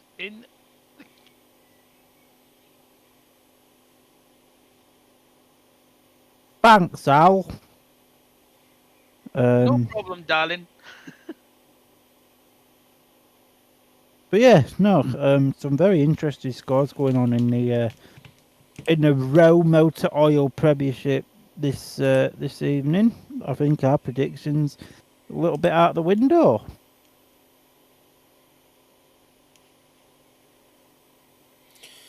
Yeah, that's the one from Kings Lynn has really done us, isn't it? Although Bellevue have started really well, can they hold on to this? Who knows? Who knows? It's going to be a very, very interesting second half of the meeting coming up. Cookie and Bewley standing there having a little chin wag. Two of the riders that fell in the first couple of heats. They're both from Cumbria, aren't they? So two Maras just having a chin wag. I'd expect Adam Roynan to join it at some point as well. That car be clean. You've got to take that of Cumbria. What a boy band! That is the boy band British Speedway does not need. Looks like Eric Riss is putting another link in his chain there to just extend the frame a touch. Mechanical knowledge with Mr. Hodgetts here on Shoot Some Shale. You wouldn't get this on BSN. This just in, we have a score update in both matches, by the way. Go on then, do this one and then we'll crack on with the meeting we're doing.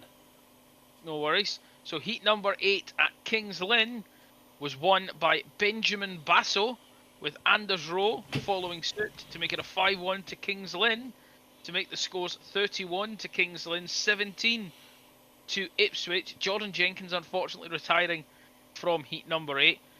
I can tell you in heat 9, Jason Doyle will be replaced by Tom Brennan, and Emil Saifulinov coming in to replace Kanan Rue in yellow. And at Sheffield, heat number 10 was won by Rory Schlein, with Ryan Douglas in second and Woofy in third, making a 4-2 to Sheffield, and it now means it's 36 to Sheffield, 24 to the Leicester Lions. Interesting times ahead.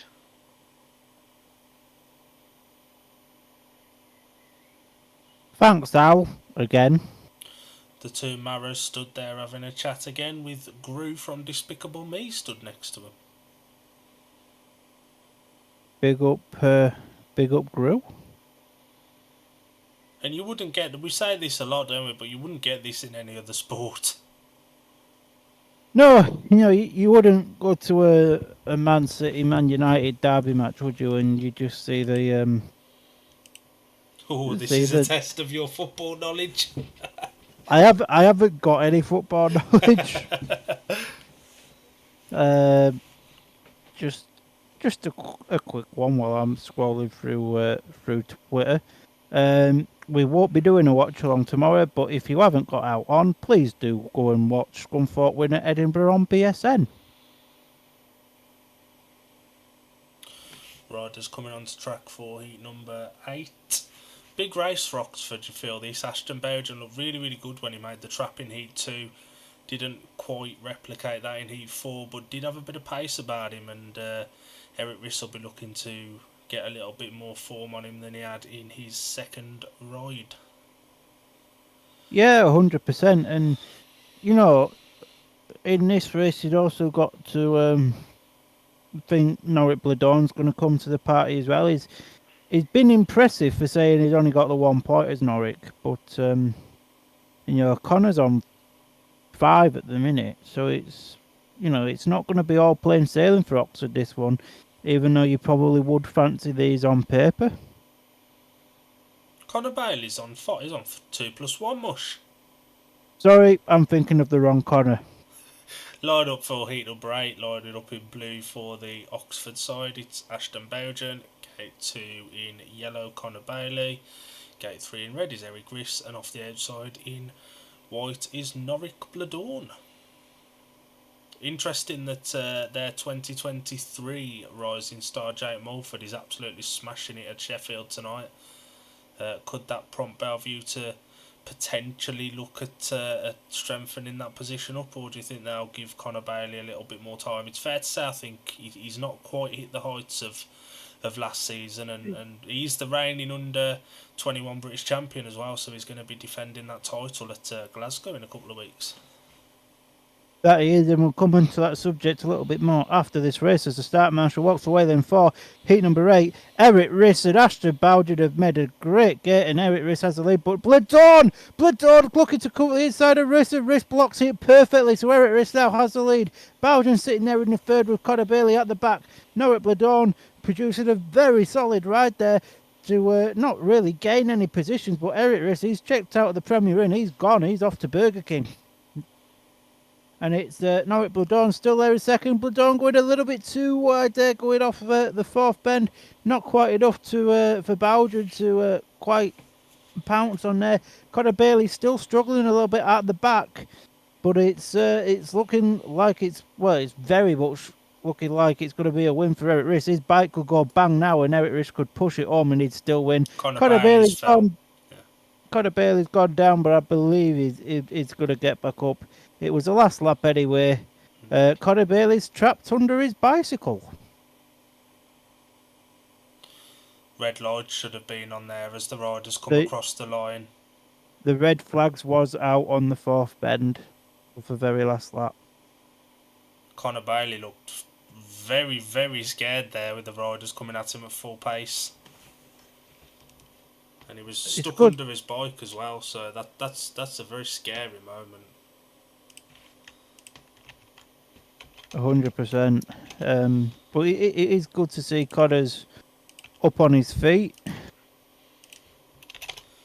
Hopefully he's not too hurt. Just a little bit late on the red lights for my liking there. Heat 8, it was a win for the rider in red, Eric Riss. Second in white, Norwich Bloodorn. And third in blue, Ashton Bowden. Oxford claw a couple of points back. Conor Bailey disqualified. Good to see Conor Bailey up and walking back to the pits there as well. What a gate this is from Eric Riss, and smart ride as well. He knew that Bloodorn was going wide, so he shot straight across the line and trusted that he'd have the speed on that wide line down the straight. It opens up the inside for Bloodorn, who just lifts at the wrong time. Yeah, 100%. And we always hear that the Aussies like to beat their fellow countrymen. It's the same for any country, every nationality. So Eric Riss will be buzzing to get the win there over his fellow countrymen and the man who got the wild card for the German Grand Prix ahead of Riss, who I believe was reserve. He was. It was the second reserve, and he even managed to get a run out in the GP in heat number 18 it was. Was that when Strawberry Jam withdrew? Don't mention it. I'm still sad about it now. Justice for Strawberry Jam. Conor Bailey's just got back to the pits with his bike.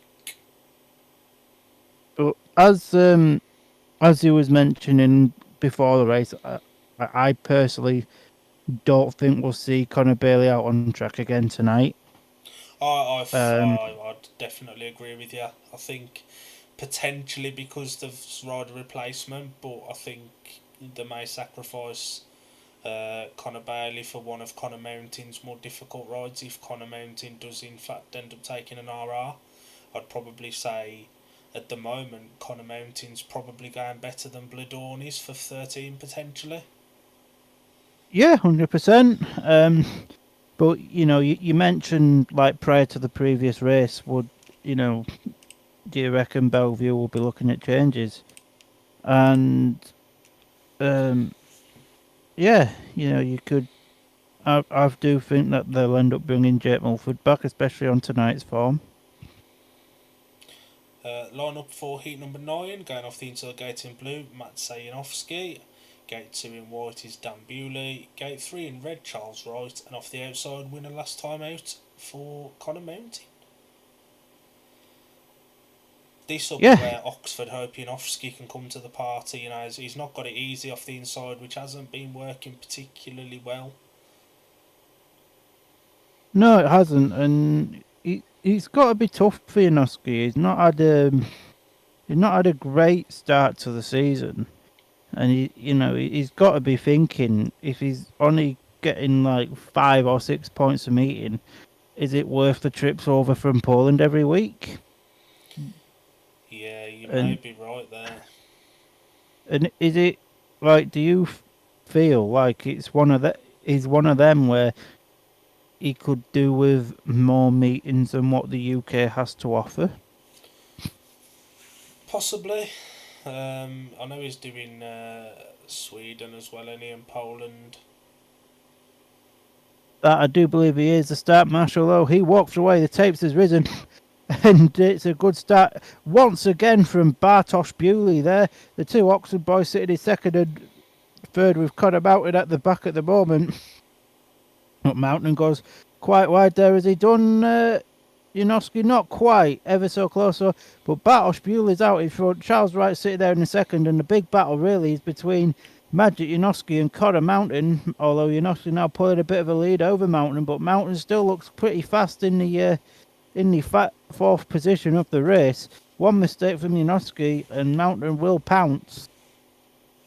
But Dan Bewley looking like Bartosz Spires at the moment. He's absolutely flying. He's away. He's checked out. He's looking stylish. He wants his paid maximum tonight, especially after his opening heat incident. But to come round in the last two turns, Bewley checks out, wins the race on one wheel. That was wheelie. All right. Righty in second and Magic in third.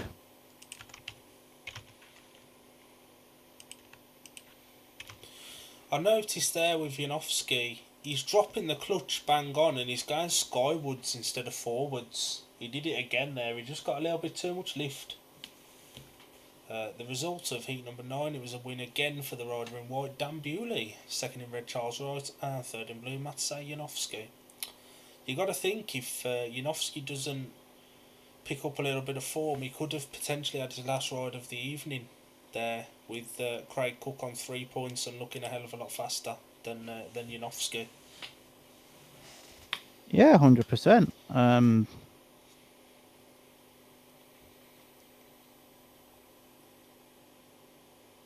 Yeah, Bartosz Bewley there was he gated and he was gone though, didn't he? Yeah, he looked really smooth and saying this is his first visit to this track. Absolutely rocketing around out in front and showing the form of a Grand Prix rider. Yeah, 100%. Maybe this will just kind of shut the doubters up a little bit as well about Bewley. It'll shut the Bellevue fans up a little bit. Bellevue have fans. Well, this is news to me. I was hoping I was going to go on Monday to a load of mannequins that they'd nicked from Next or something. Line up for heat number 10, riding off the inside gate in blue. Brilliant win last time out, Eric Riss. Gate 2 in yellow, Ben Cook. Gate 3 in red, Rowan Tungate. And off the outside in white, Jamon Lidsey. It is the 3-on-1 attack with Australia taking on Germany here.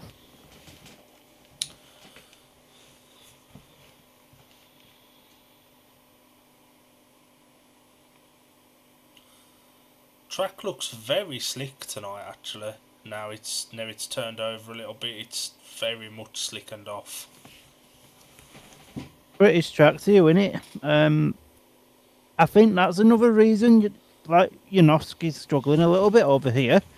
Because he's used to tracks with like lots and lots of dirt on like they have in Poland, or you come over here and it it almost just looks like a dusting of icing sugar.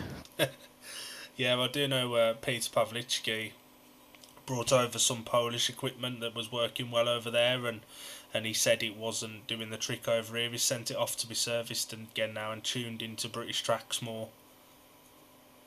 The start marshal walked away for heat number 10. The tapes has risen. That was quite a bad start there for Ben Cook, but it's the Oxford boys that currently have positions 1 and 2 as it is Eric Riss that has the lead then, with Rowan Tungate now overtaking Eric Riss to take the lead, and Jamin Lidsey looking to come round the outside of Eric Riss. Can he do it? Not quite. Eric Riss holding the right lines there and just blocking that move from Jamin Lidsey. Ben Cook's about to come to the party as well as Lidsey lifts on the back straight. But Rowan Tungate's checked out and gone. The race is to be lost, and there's a great battle now for second between Jamin Lidsey and Eric Riss. Riss holding the inside line. Lidsey going round the outside. It's Lidsey that has got this battle won at the moment between him and Eric Riss. Now, can Eric Riss do anything to get back at Jamin Lidsey, or will he just settle there in third position? I think he's just going to have to settle for third at the moment, as Jamin Lidsey's looking to put Rowan Tungate under a bit of pressure now. Ben Cook's unfortunately struggling at the back in this one and looking like he's not going to gain anything from this. But it's Rowan Tungate has a win. Good race, that one. Race of the night.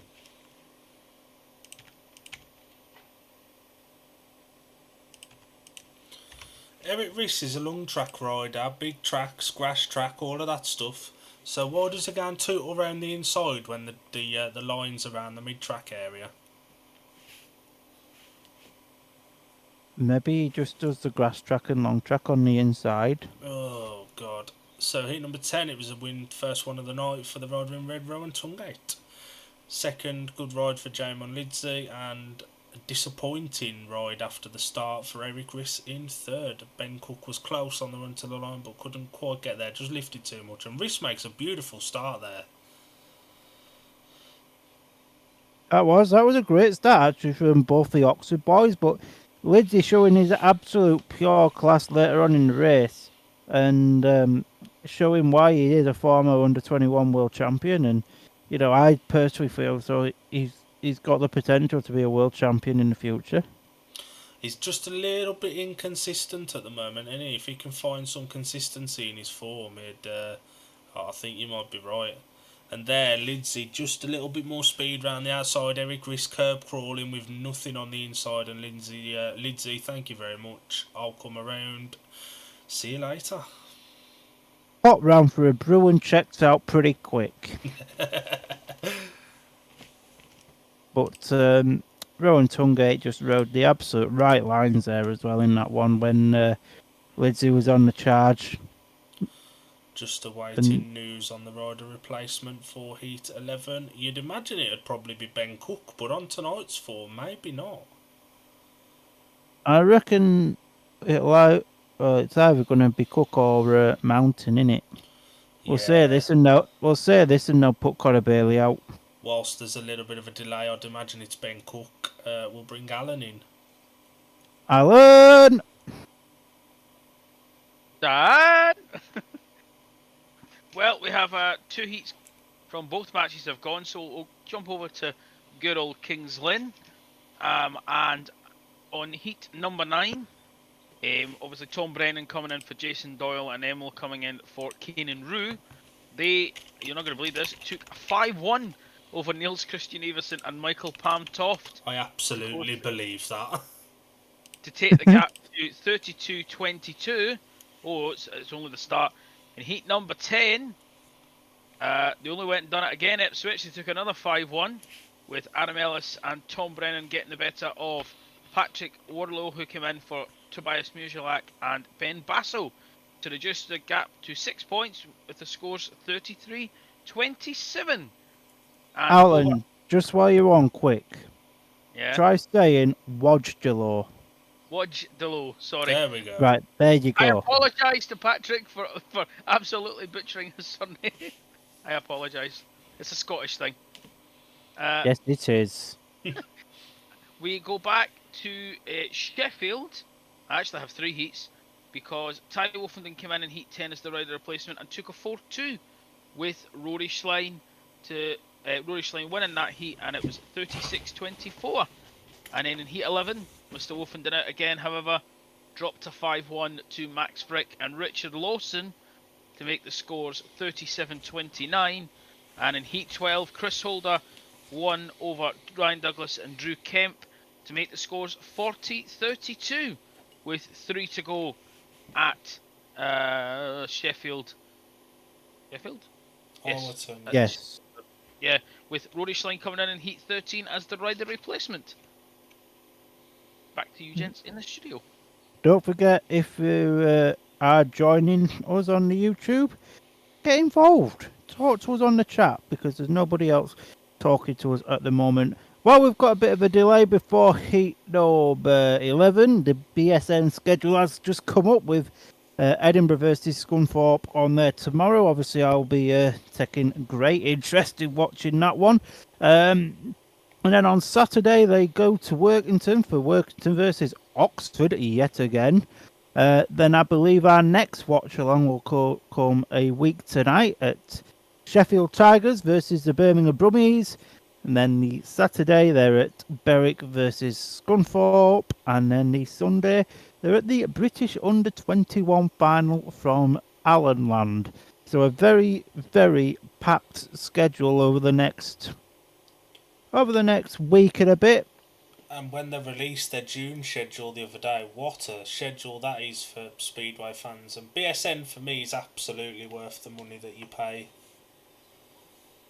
100%. You know, I think it was like 250 quid for the season pass. Yeah, I'll Worth pay about worth- £32 a month, so that'd be about right. Worth every penny, and it's Ben Cook in white. The lineup for heat number 11 off the inside gate in white, as Dan just said, it's the rider replacement Ben Cook. Chris Harris goes off gate 2 in red, Norrit Bladorn gate 3 in yellow, and Craig Cook off the outside in blue. Could be a very exciting race here with Cookie and Bomber getting a 5-1 last time they were out together. Now, not to put any pressure on Ben Cook, not that he can hear us here. Rider replacement at the moment is on a full maximum. No pressure at all. No pressure. Absolutely But not. rider replacement on Twitter has put if he gets a full maximum in one of his meetings, they're doing a rider replacement merch giveaway, and we want this stuff. So no pressure, Ben. Do it for rider replacement. So the Fat Controller, start marshal walks away. The tapes has risen. Ben Cook with a blinded start there as well.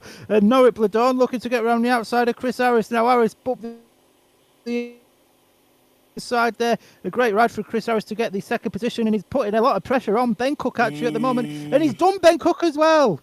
Box office bomber doing box office bomber stuff now. Ben Cook coming to cut with the inside. Not quite worked out there, that one. But Harris riding the right lines here, and this is a much improved performance from Ben Cook at the moment. Craig Cook struggling at the rear of the field at the moment. But a great ride it was from Chris the Bomber Harris in the opening couple of laps here, and Ben Cook's not quite giving up just yet, but he needs to go more towards the outside of the track rather than stick to the inside, because that's where all the grip is, and that's where bike go fast stuff is on the track.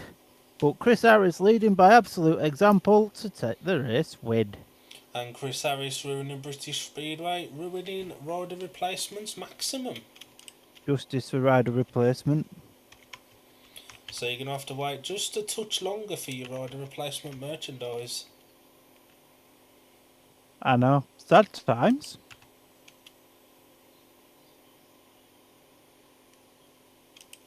Does rider replacement have any merchandise? So he says on Twitter. Sorry, X. Heat number 11, the win for the rider in red, Chris Harris. Second in white, the rider replacement, Ben Cook, ruining rider replacements maximum. And third in yellow, Norrit Bladorn. Shared heats, 3 apiece, and it's 33-33 on the evening. Good start from both Bellevue riders, actually. That it was.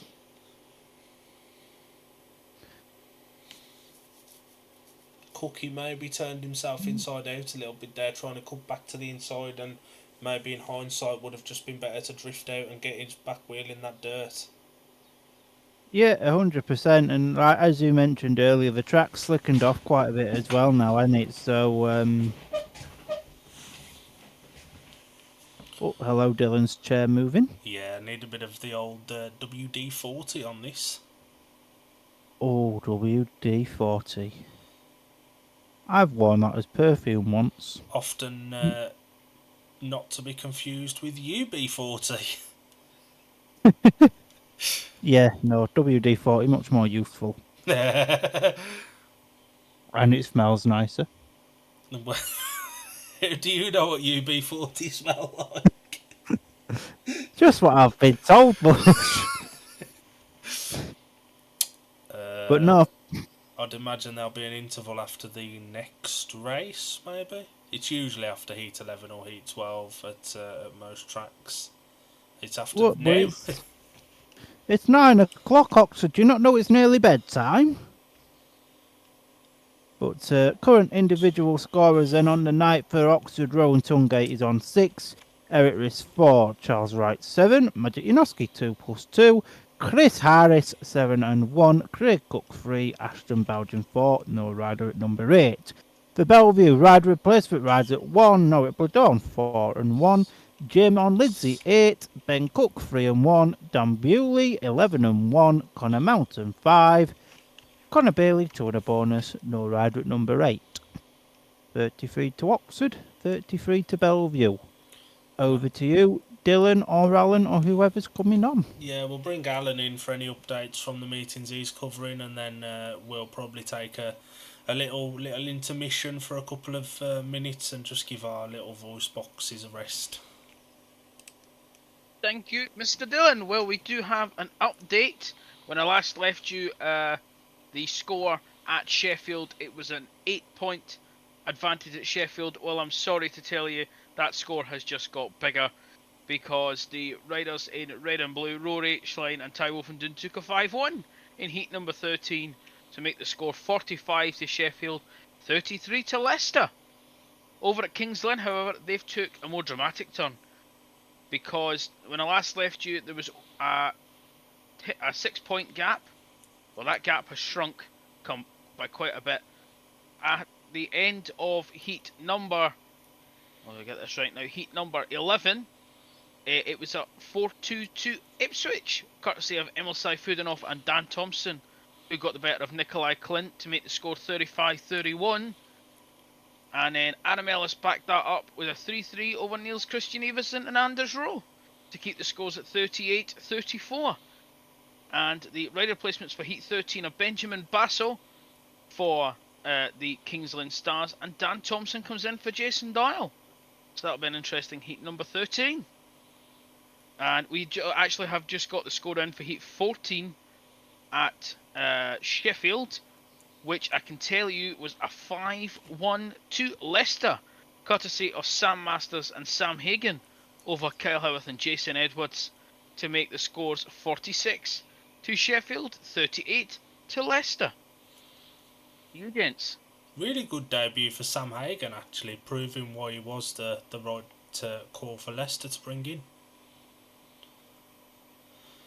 Yeah, 100%. Dan Bewley just being interviewed on BSN at the moment. Obviously, we can't put the volume on for that, but I think with the time at now 9:01, we'll probably take a couple of minutes breather, and we'll be back around 5 past for the continuation.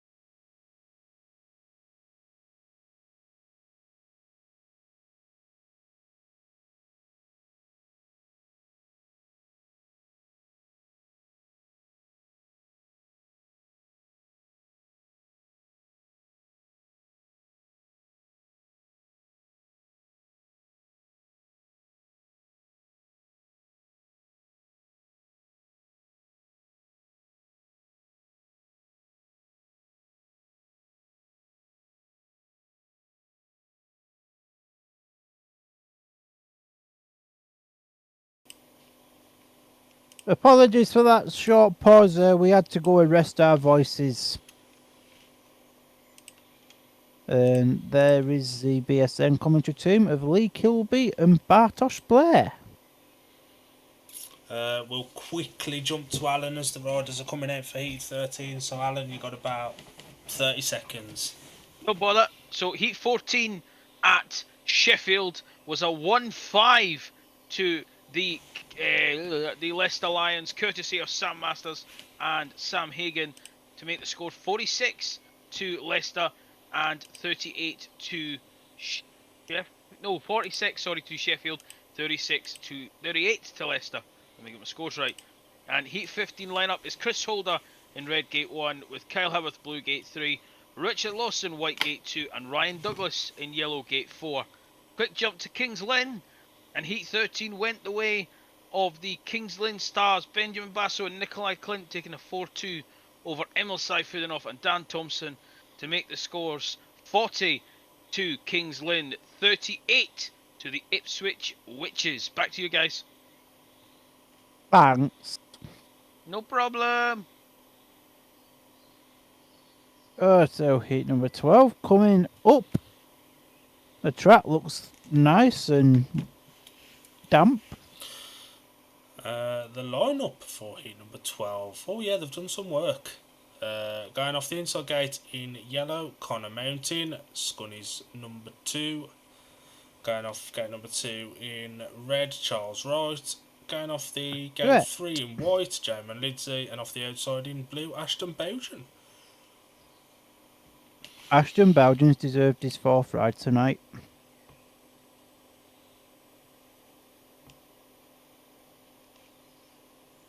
But yeah, big races these. Heat 12, 13, 14, 15 for both teams. Obviously, the Ace is only needing to get another 7 points to mathematically confirm the bonus point at least.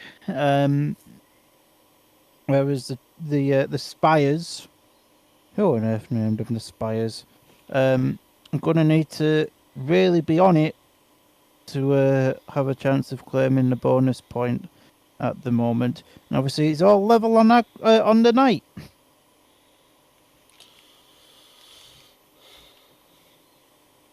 So the start master walks away then. Tapes has risen. It's a great start there from Connor Mountain, actually. And, that's a little bit of a dirty first bend there with Charles Wright and the rider in Reds are on. white, German Lizzie. But the red lights are on, and I don't quite know why. Which is quite sad, because Connor was going to win that one. Unsatisfactory start there. Somebody moved by the looks of it. Yeah, I've turned it off. Just started it again. I can't see what was wrong with that. That is a start Thomas Jorgensen would have been proud of.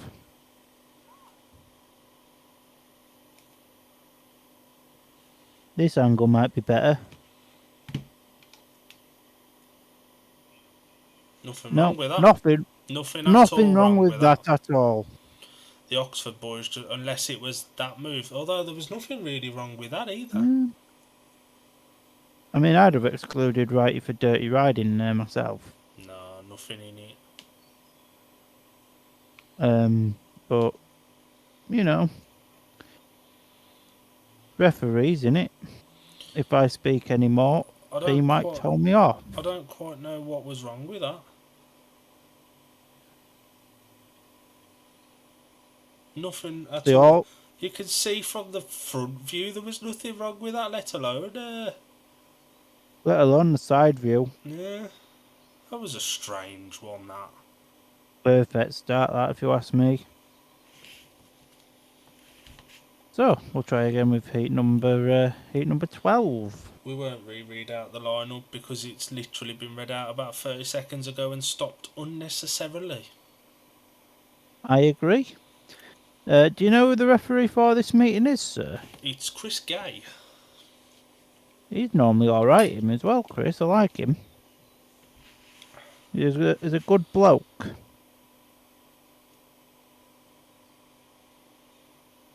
So, just awaiting the riders to come up to tapes from Mr. Controller.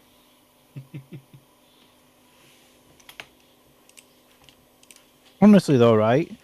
Doesn't he look like the Fat Controller from Thomas the Tank Engine? He does. Tell me I'm wrong.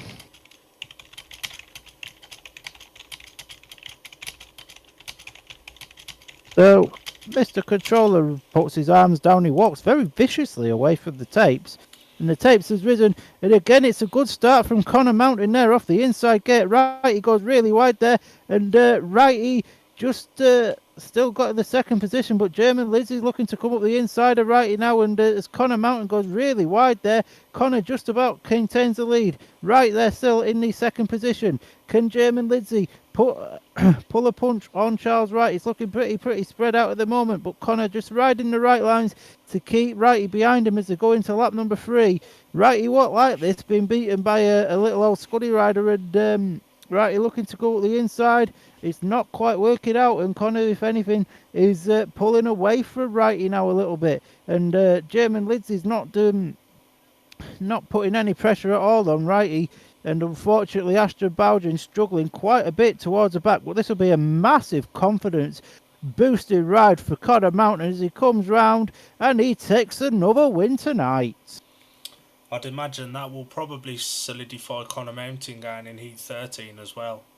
Handshake between Righty and Connor. Good to see. Connor was a little bit hard on Righty in the first turn, but good fair racing. Yeah, I'd imagine we'll probably see... actually, no, there's no rider in white yet, but I'd imagine we'd see Connor Mountain possibly instead of Norwich Bladorn. Heat 12 was a win for the rider in yellow, Connor Mountain. Second in red, Charles Wright, and third in white, Jamin Lidsey. And I'm not saying this to be biased, obviously, with Connor riding for my championship team. Connor Mountain, man of the match tonight for me.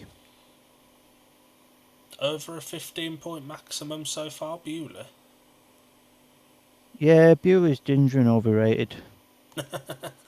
and he's not on. It's not like he's on a full max either. He got a paid win. I mean, yeah, paid full, same thing, innit? He only got a paid win for letting Connor win Heat, whatever it was. 6.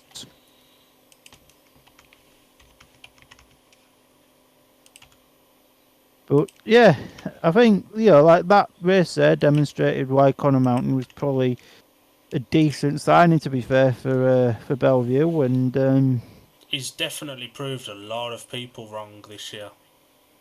I think it's safe to say me and you included as well. To be fair, yeah, we both predicted he'd be one of the first to be released, not by wanting to, just by sort of expectation maybe, and I think this delay here signifies that it will be Connor Mountain going in white. We'd be probably on with the racing now if it was going to be Norwich Bladorn.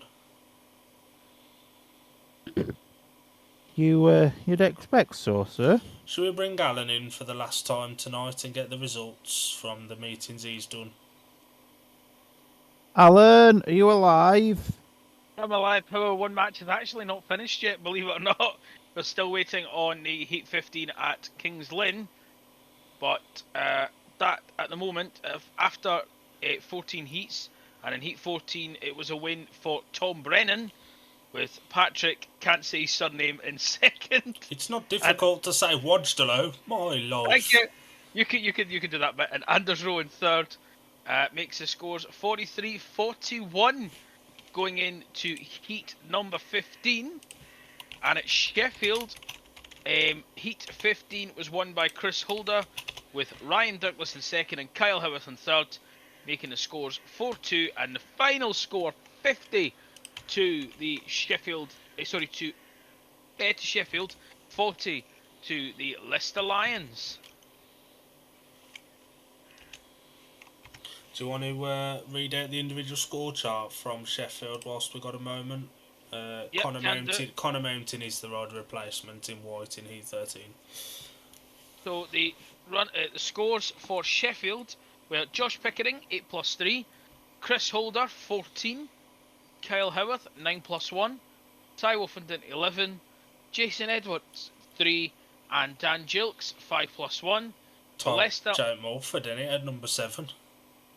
Oh, this is in Dan Gilks. It must be Jake Mulford. That's obviously not been updated. Yeah, it's Jake Mulford. Max Frick, 3.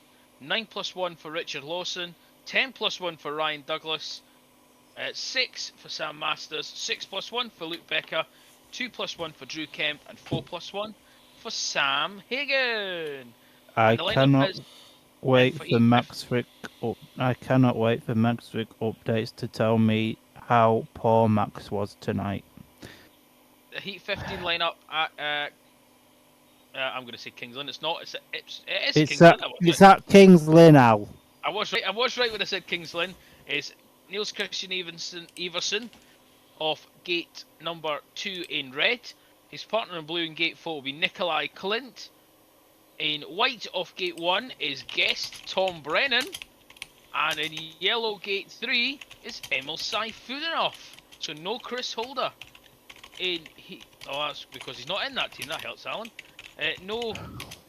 I'm quite surprised to see a guest in heat number 15. That's unusual. Well, they've got to win 50 pence somehow, Alan.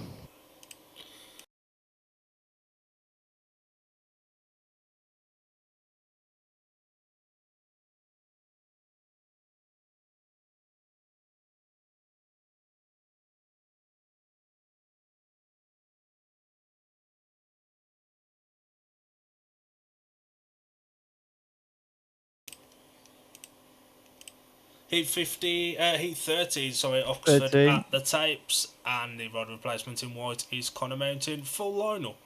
Rowan Tungate goes off gate 1 in red, Connor Mountain gate 2 in white, Chris Harris gate 3 in blue, been absolutely fantastic tonight, Bomber, been an absolute joy to watch, and Dan Bewley still unbeaten by an opponent off the outside in yellow.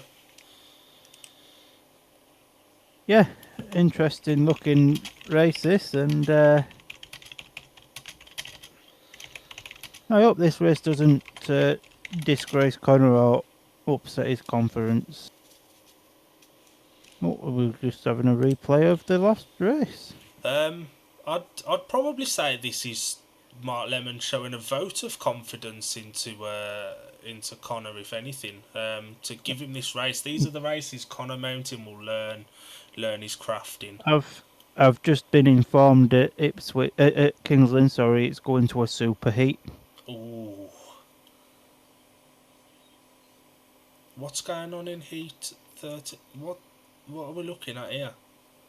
This is heat 12 again. Now we're live. There we go. I can only think that heat 13 was stopped because Charles Wright was pushed into Lidsey, who he then went into the side of. Although nobody went down, it was a little bit of an unsatisfactory first turn. That's the only thing I can think of as to why that's been stopped.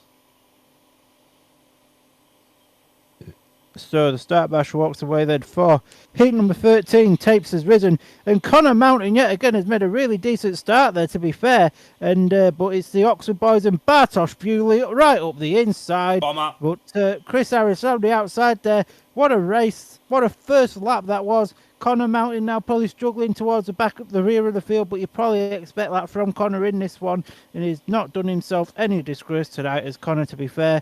Bomber doing bomber things out front.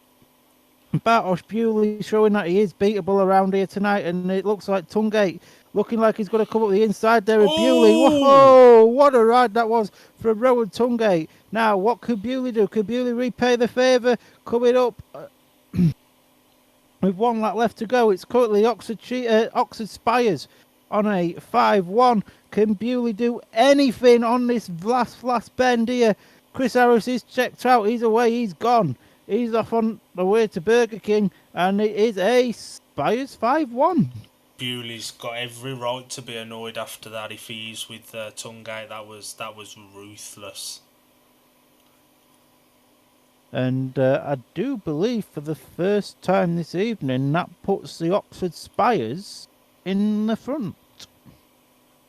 Well, at the end of this stream, we'll give our rider of the meeting. We'll both give one apiece, but I think judging on tonight's form, you know exactly who mine's going to be. So heat 13, Yeah. it was a win for the rider in blue, Chris Harris. Brilliant ride in second for Rowan Tungate, and ending the maximum of Dan Bewley, who finished third. Connor Mountain, after an initially good gate, finishes at the rear, but like Dan said there, no disgrace in that. Made a brilliant gate. He was probably always going to struggle in that one, but brilliant experience for him. Yeah, 100%, and like I said in the race, you don't expect someone like Connor to go out and, score points in that one, but he was definitely up with him, and he hadn't disgraced himself at all this meeting, and probably proved to be, or could have been, a match winner for Bellevue if they do end up going on to win this one. I am half expecting Connor Mountain to come out in 8:14 as well.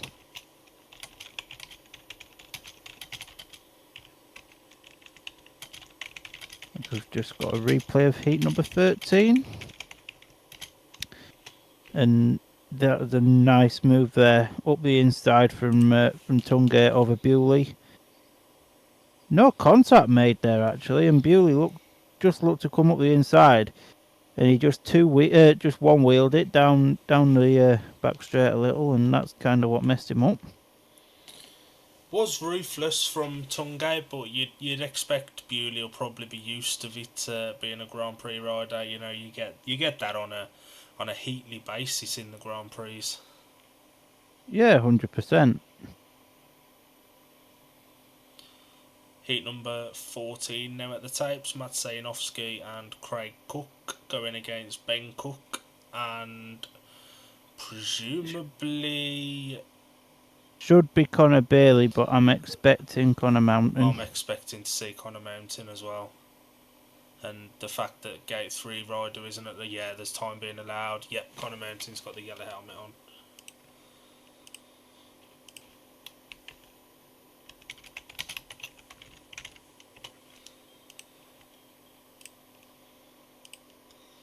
So riding in yellow in heat number 14 is Connor Mountain. Got to think Matt says you got to think Matt says favourite for this, but off the unfavourable outside gate, maybe not quite so much. No.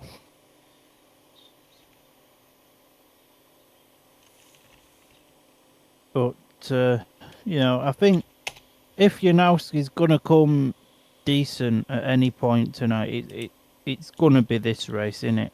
It's advantage Bellevue here as well. Looking at the gate, points from each gate. Gate 1 and 3 have scored 50 points between them. Gates 2 and 4 have scored 26. So there's a clear divide between the two gates there. 100%. These fellas have got to get a move on. The ref won't be that lenient. You'd expect the 2 minutes will probably be on shortly. Magic going back to the pit gate. I wonder if Sam Ermolenko's told Connor Mountain and the team what the clutch caller does. A busy bank holiday weekend of Speedway as well. I know you're going to Bellevue on Monday for Bellevue versus Sheffield. Yeah, correct. Weather permitting, I'll make a little trip up to Bellevue. So if you do end up seeing me, please buy me a pint, and I will sort of sign picture or something out. And I'll be at Perry Bar on Monday for Birmingham versus Ipswich, who will be almost certainly minus Jason Doyle after tonight's crash, and there may be some news coming from Birmingham soon. Who knows?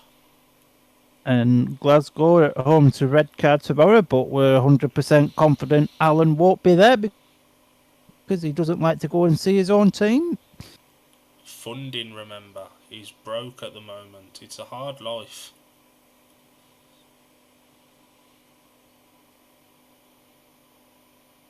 Maybe Alan will stay in and watch Edinburgh on BSN instead. Line up for heat number 14, going off the inside gate in white is Ben Cook. Gate 2 in blue is Craig Cook. Gate 3 in yellow is Connor Mountain. And off the outside in red is Matt Sayanovsky. More cooks in the kitchen. How many cooks do we need? Mind you, Oxford have got quite a few catering outlets, so you know if they decide Speedway isn't for them, then they've got a job at Oxford, haven't they? 2 cooks, a mountain and a Polishman. Nice little mix for a heat number 14. I'm surprised we've not had the old. He'll be coming round the mountain when he comes. When Connor's won a race tonight. No, I'm saving that for Scunthorpe. Saving that for his proper team. Kings Lynn's just his side hustle. Bellevue. Yeah, sorry. I apologise to any Kings Lynn fans watching for disrespecting you like that, and I am hanging my head in shame. Oh, the start marshal puts his arms down then. The riders look at the magnet. Tapes has risen. Away we start, and it's a decent start from Connor Mountain and the rider in blue, Craig Cook, there as well. And Ben Cook's coming up the inside as well. So it's now the Aces on a 5-1 here. It is Connor Mountain that has the lead, followed round by Ben Cook. Craig Cook's not giving up the challenge in third, and Magic Janoski is on the pace, but he's at the back of the field at the moment. And this isn't the Magic Janoski Oxford was hoping would come to them this season, but Connor Mountain, what a meeting this guy's having tonight. And yeah, Ben Cook sitting there in the second place. This would all but sew the meeting up for Bellevue, I do believe. I can't do maths, so I'm probably wrong there. Who knows? It would certainly sort the aggregate point out as it stands, but we've got 1 lap left to go then. And it looks like Craig Cook still got the fourth position now. Janoski's chasing down Ben Cook and Connor Mountain. He's not going to be able to do anything as Connor Mountain takes his third race win of the night. And Ben Cook second for a Bellevue 5-1.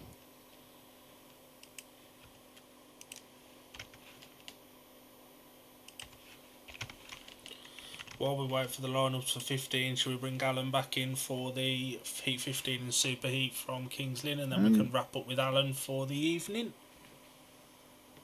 Give us Heat 14 result though first, Mosh. 14 result was a win for the rider in yellow, Connor Mountain.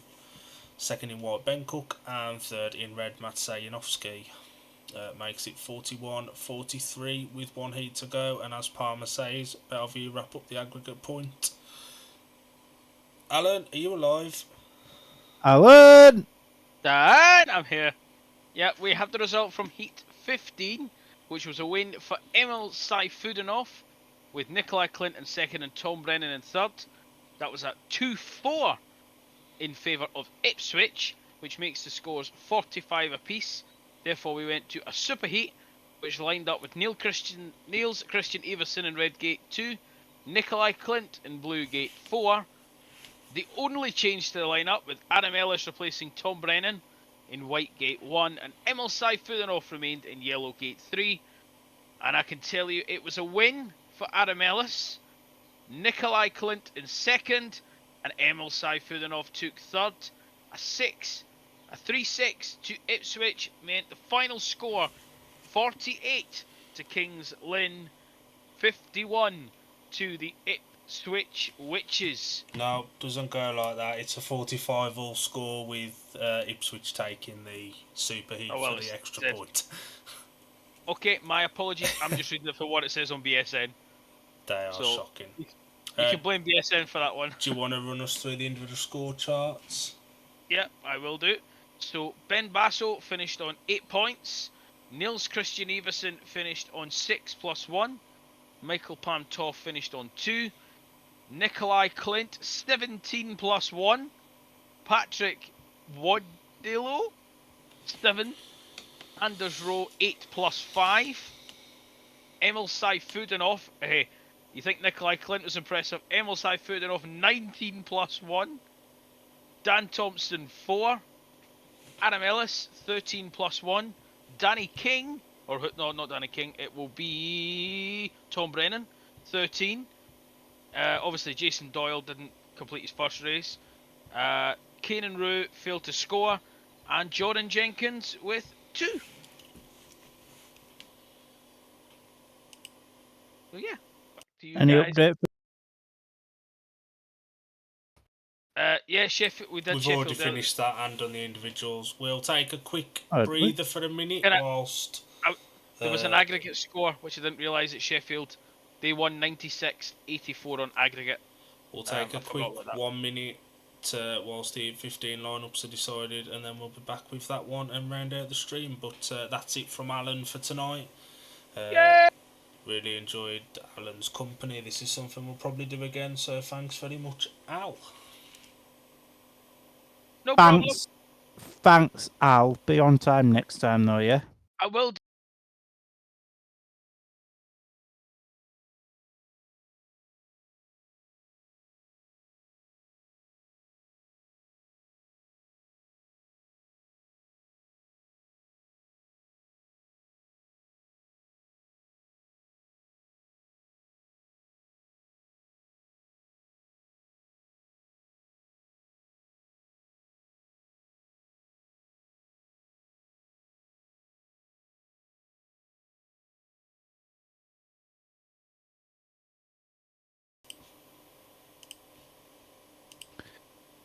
Magic there, just looking at some books that he's got in his bag. I wonder if there's any pretty pictures in that book. You got a feel for Matsei as well, because he has come in with the best of intentions and he's trying. It's just not working. But after 9 years, I think it was that he didn't race here for. It's a long time, and to come back to Oxford that wasn't even here when he was last here. This version of Oxford, at least. It's he'll get there. I think. I know it's easy to say. He'd persist, but I think. I think he'll get there, hopefully. Hopefully, if Oxford obviously aren't looking at changes. And he is one of the best riders in the world on his day. He's just not Had quite that having day it. yet. Yeah, he's just not quite having it this season yet in England.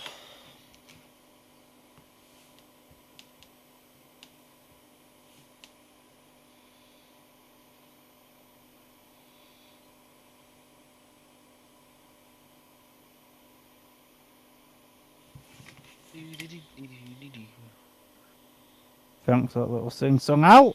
Live on stream. Don't say that D&D Media, that's Power Instruments, I'm sure I'll give you entertainment.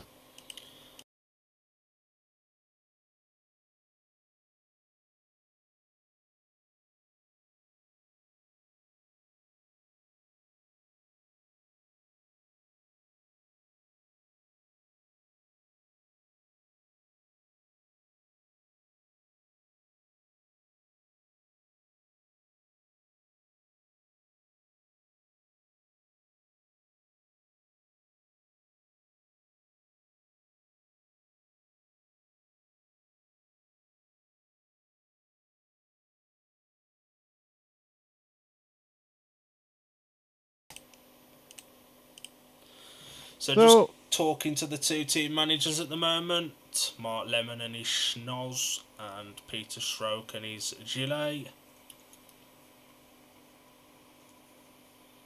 Who will be the happier of these two teams, Palmer? I know whatever happens here, Bellevue are taking the aggregate point and barring in Oxford 5-1 in 15, which they're more than capable of if 13's anything to go by. Bellevue? I mean, looking at the screen, it looks like Peter Schroek is probably the happier of the two managers, but I think that's just because Mark Lemon's a little bit miserable. But I think deep down, Mark Lemon will probably be the happier of the two managers. Especially with no Kurtz. You've got to have fancied Oxford as overwhelming favourites with no Kurtz, and then riders like Connor Mountain, and in the latter part of the meeting Ben Cook have really stepped up. Connor Mountain's been given heat 15. Mountain and Bewley's been given heat 15. Just awaiting the two Oxford riders. I'd imagine it'll be Tungate and Bomber. There's Tungate's bike. Tungate's one of them. Bomber's in blue by the looks of it, and Tungate in red.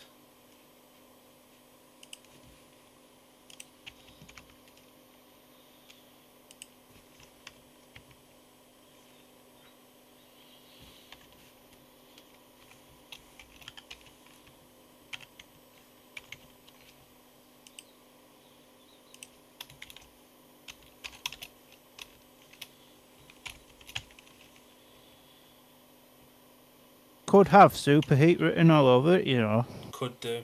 Could do.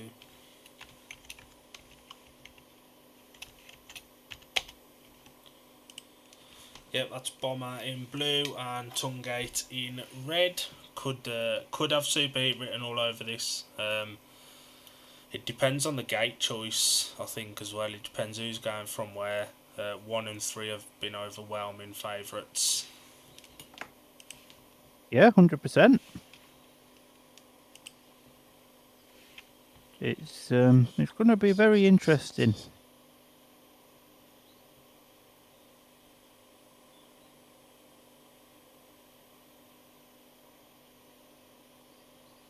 But the Spires off gates 1 and 3. So the full lineup for Heat 15 going in red is Rowan Tungate, blue Chris Harris, white Dan Bewley, yellow Connor Mountain. We'll bring it in with a score chart after this heat, providing no superheat, and then we'll call a halt to tonight's proceedings. That we will. And you know, whatever happens, this has been it started off a little bit slow, but the last 4 or 5 heats has been really, really enjoyable tonight, hasn't it?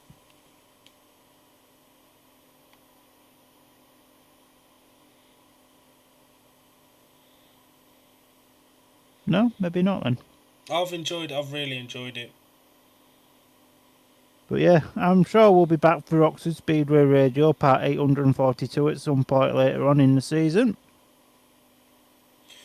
And As the start match. as Palmer mentioned earlier, we'll be back next week. A good start though it is. I think we've lost Palmer. Both the Spires have pulled through for a 5-1 now. Great ride for both the Oxford boys now. What can Bewley do here? Connor Mountain's at the back. He's got the best view on the track. But at the moment it is the Oxford Spires on a 5-1. Bewley's trying absolutely everything. Inside line, outside line to try and get past Tungate. But Bomber's looking after Rowan here. And this will win the meeting just for the Oxford Spires. This is sensational.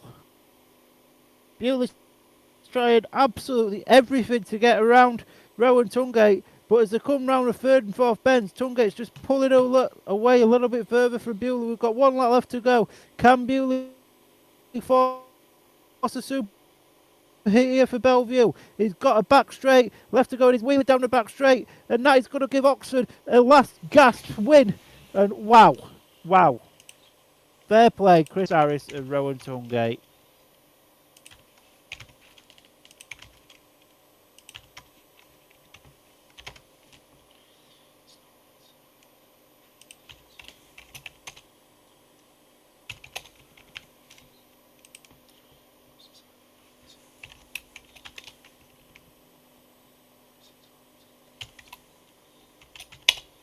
What a meeting that was. Harris? What a meeting that was. It started slow, but what a meeting that turned into. That was sensational. That was box office Bomber at his best. And Oxford, after being maybe slept upon by a few at the start of the season, really starting to find their form now. Oh, 100%. I'm just totting up the individual scorers if you wanted to. I've got them on the spreadsheet if you want me to read them out. 15 results, sir? Go on then. Heat 15, it was a win for the rider in blue, Chris Harris. 2nd in red, crucially, Rowan Tungate. And 3rd in white, Dan Bewley. If I read out the Oxford Spires, do you want to do the Bellevue Aces scores? And then we'll bring a halt to proceedings for tonight. Certainly can. So we'll start with the Aces, the losing Bellevue Aces. So if my maths are correct then, obviously it was rider replacement at number 1. Norwick Blue Dawn scored 4 + 1. German Lidsey 9. Ben Cook 5 and 2. Dan Bewley 13. Connor Mountain 11. And Connor Bailey 2 and 1. 13 + 1 for Bewley. He got the paid winning his 3rd race, didn't he? Yeah. My apologies. Oxford Spires, Rowan Tungate 10+2, Eric Riss 4, Charles Wright 9, Matt Zainofsky 3+2, Chris Harris 13+1, Craig Cook 3, and Ashton Bowden 4.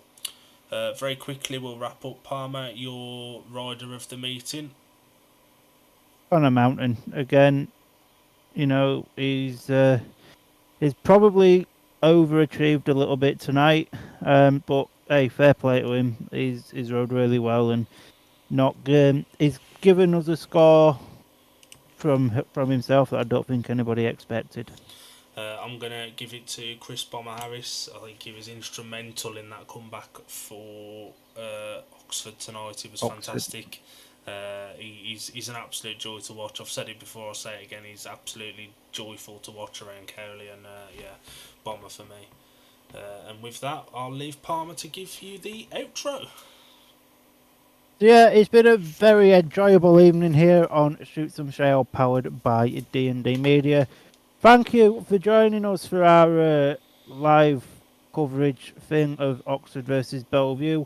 We will be back next Thursday, we do believe, for Sheffield Tigers versus the Birmingham Brummies, unless you see anything otherwise on the page. But from me, from Dill, and from Al, who's probably already in bed, it's a very good night.